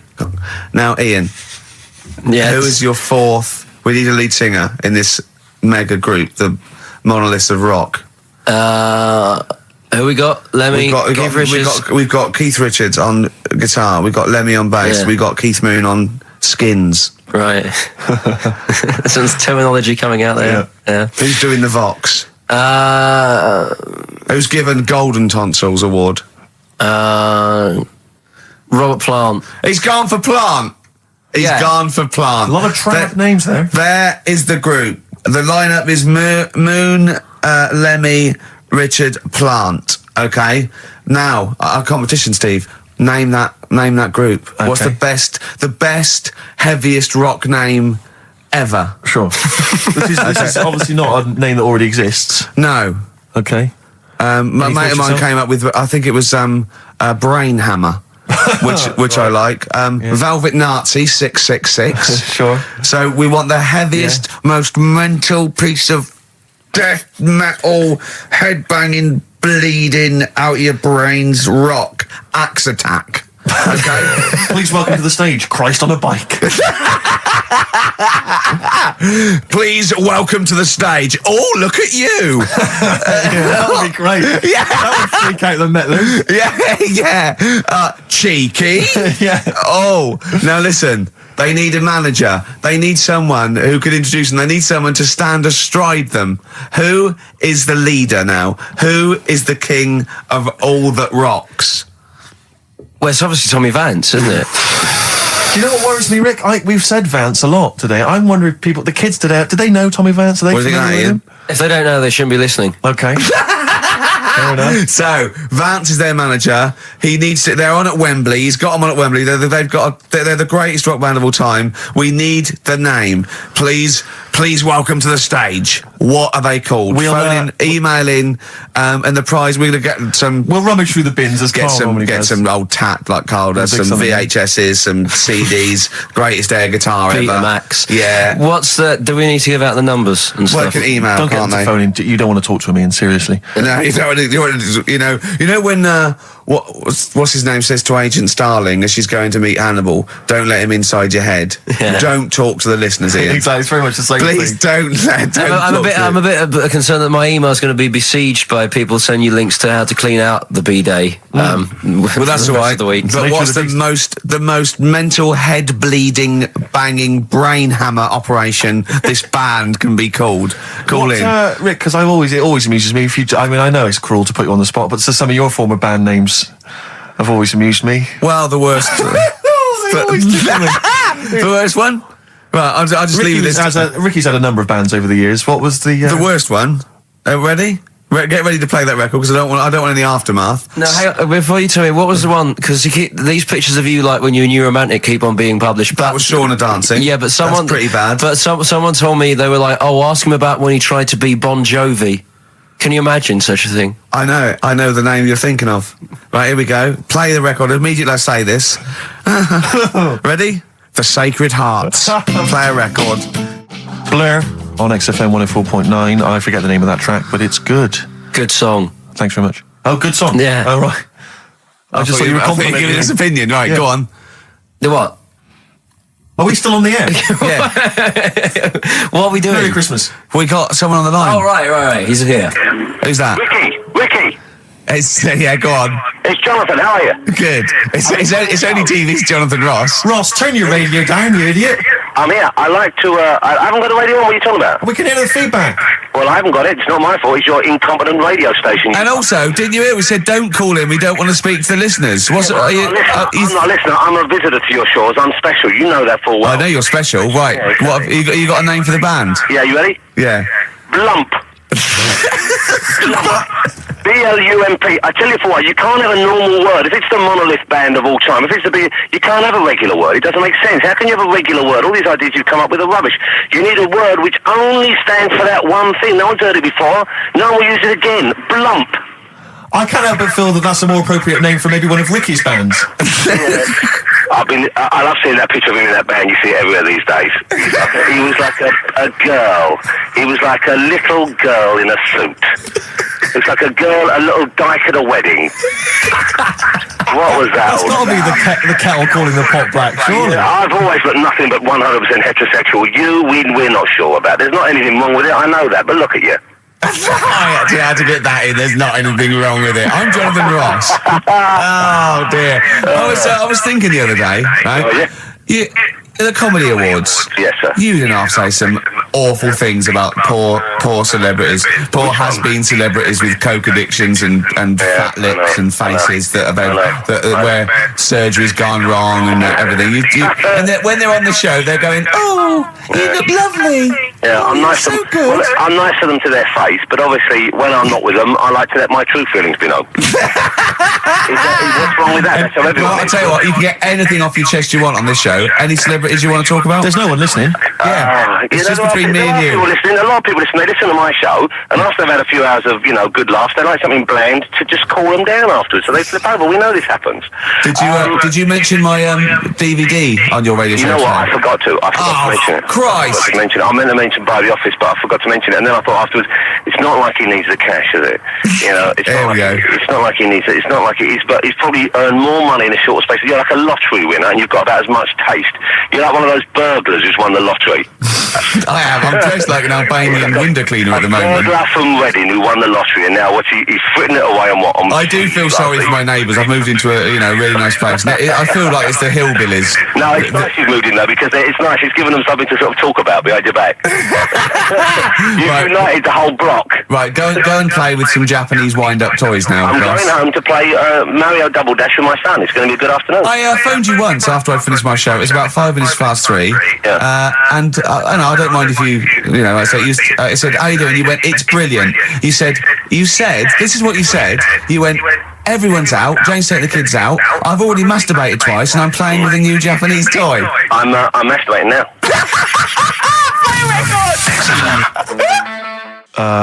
Kings of Leon, Wasted Time on XFM 104.9. Sorry, I was sidetracked there by just some of the band names. Now listen, I want to put in 2 of my own. I want to win that pile of tat out there, right? I've got 2 names here, okay? Would you just remind people in case they've just tuned in?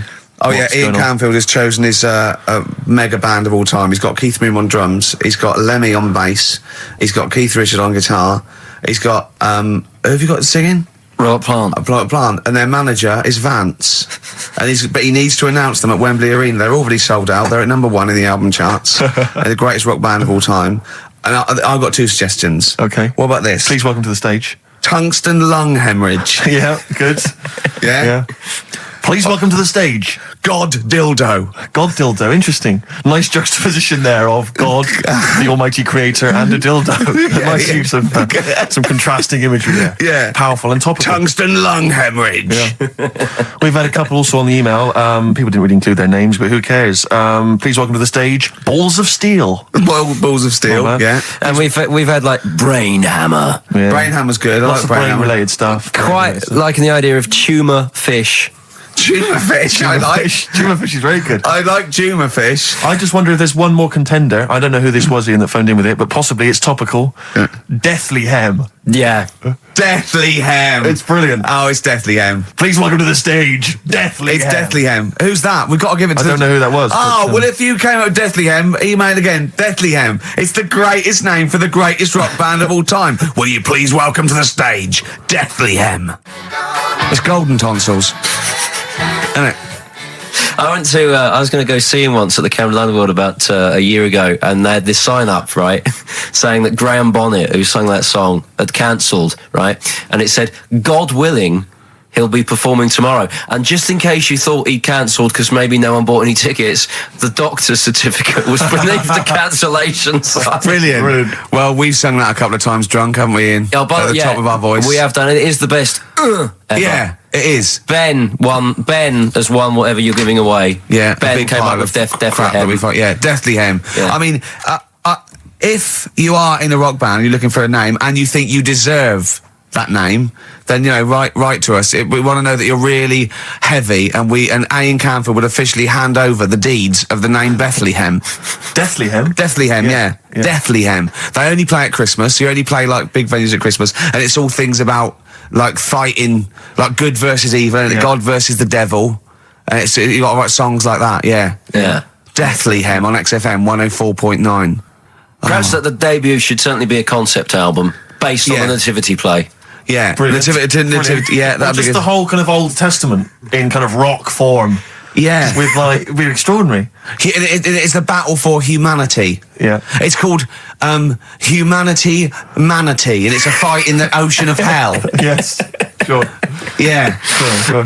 Yeah. I'd like to see a serpent. Maybe pictured There'd be a somewhere. serpent, in isn't it? there. Track 4. Track 4. Yeah. Track 4. Yeah. I think we should give massive props and suitable regards to Ian Canfield. He's come in, he's pressed the buttons. He's stood in for an idiot brilliantly. Yeah, I he think has so. stood in for the retarded It's a shame that you've not displayed some of the usual incompetence that we've come to love and expect from Carl. It's a shame. Okay, well, You are the greatest DJ in the world, though. The way you sort of like drop Press these buttons. But you know, every time I've pressed a button off air, Ricky's been going, "Oh, what great DJ!" It's great because he ends it. It's just brilliant. I mean, we're lucky if we can talk with the mic on. That's the title, not talk over a record. We did some great links during the ads. Yeah. And, of course, Jonathan Ross masturbating live on air. Just looking back at some of the highlights of You this don't get week's that show. on Capital Gold, do you? Like Tony Blackburn getting a call from Fluff Freeman going, "All right, mate, I'm knocking one out." Yeah. Well, have a lovely Christmas. Have a bloody great Christmas. Have a bloody great Christmas. It's the best of next week. Yep. The best of the last few weeks with some tat, you know, Carl's put together. We're Look back in forward to that. January. We're playing some of our favourite songs of the year. I'm looking forward to seeing Pilker's tan and Pilker's pictures back, from his holiday. covered in ash from the beach. Yeah. And we're back on the 3rd, I believe. But Ian, do you want to introduce one? This is Ian's choice for the day. Yeah. We'll see you next week in spirit, and then we're back on the 3rd with Pilkers. Over to you, Kampf. Enough of Jonah Louis. This is Paul Di'Anno, ex of Iron Maiden, doing Santa Claus is Coming to Town.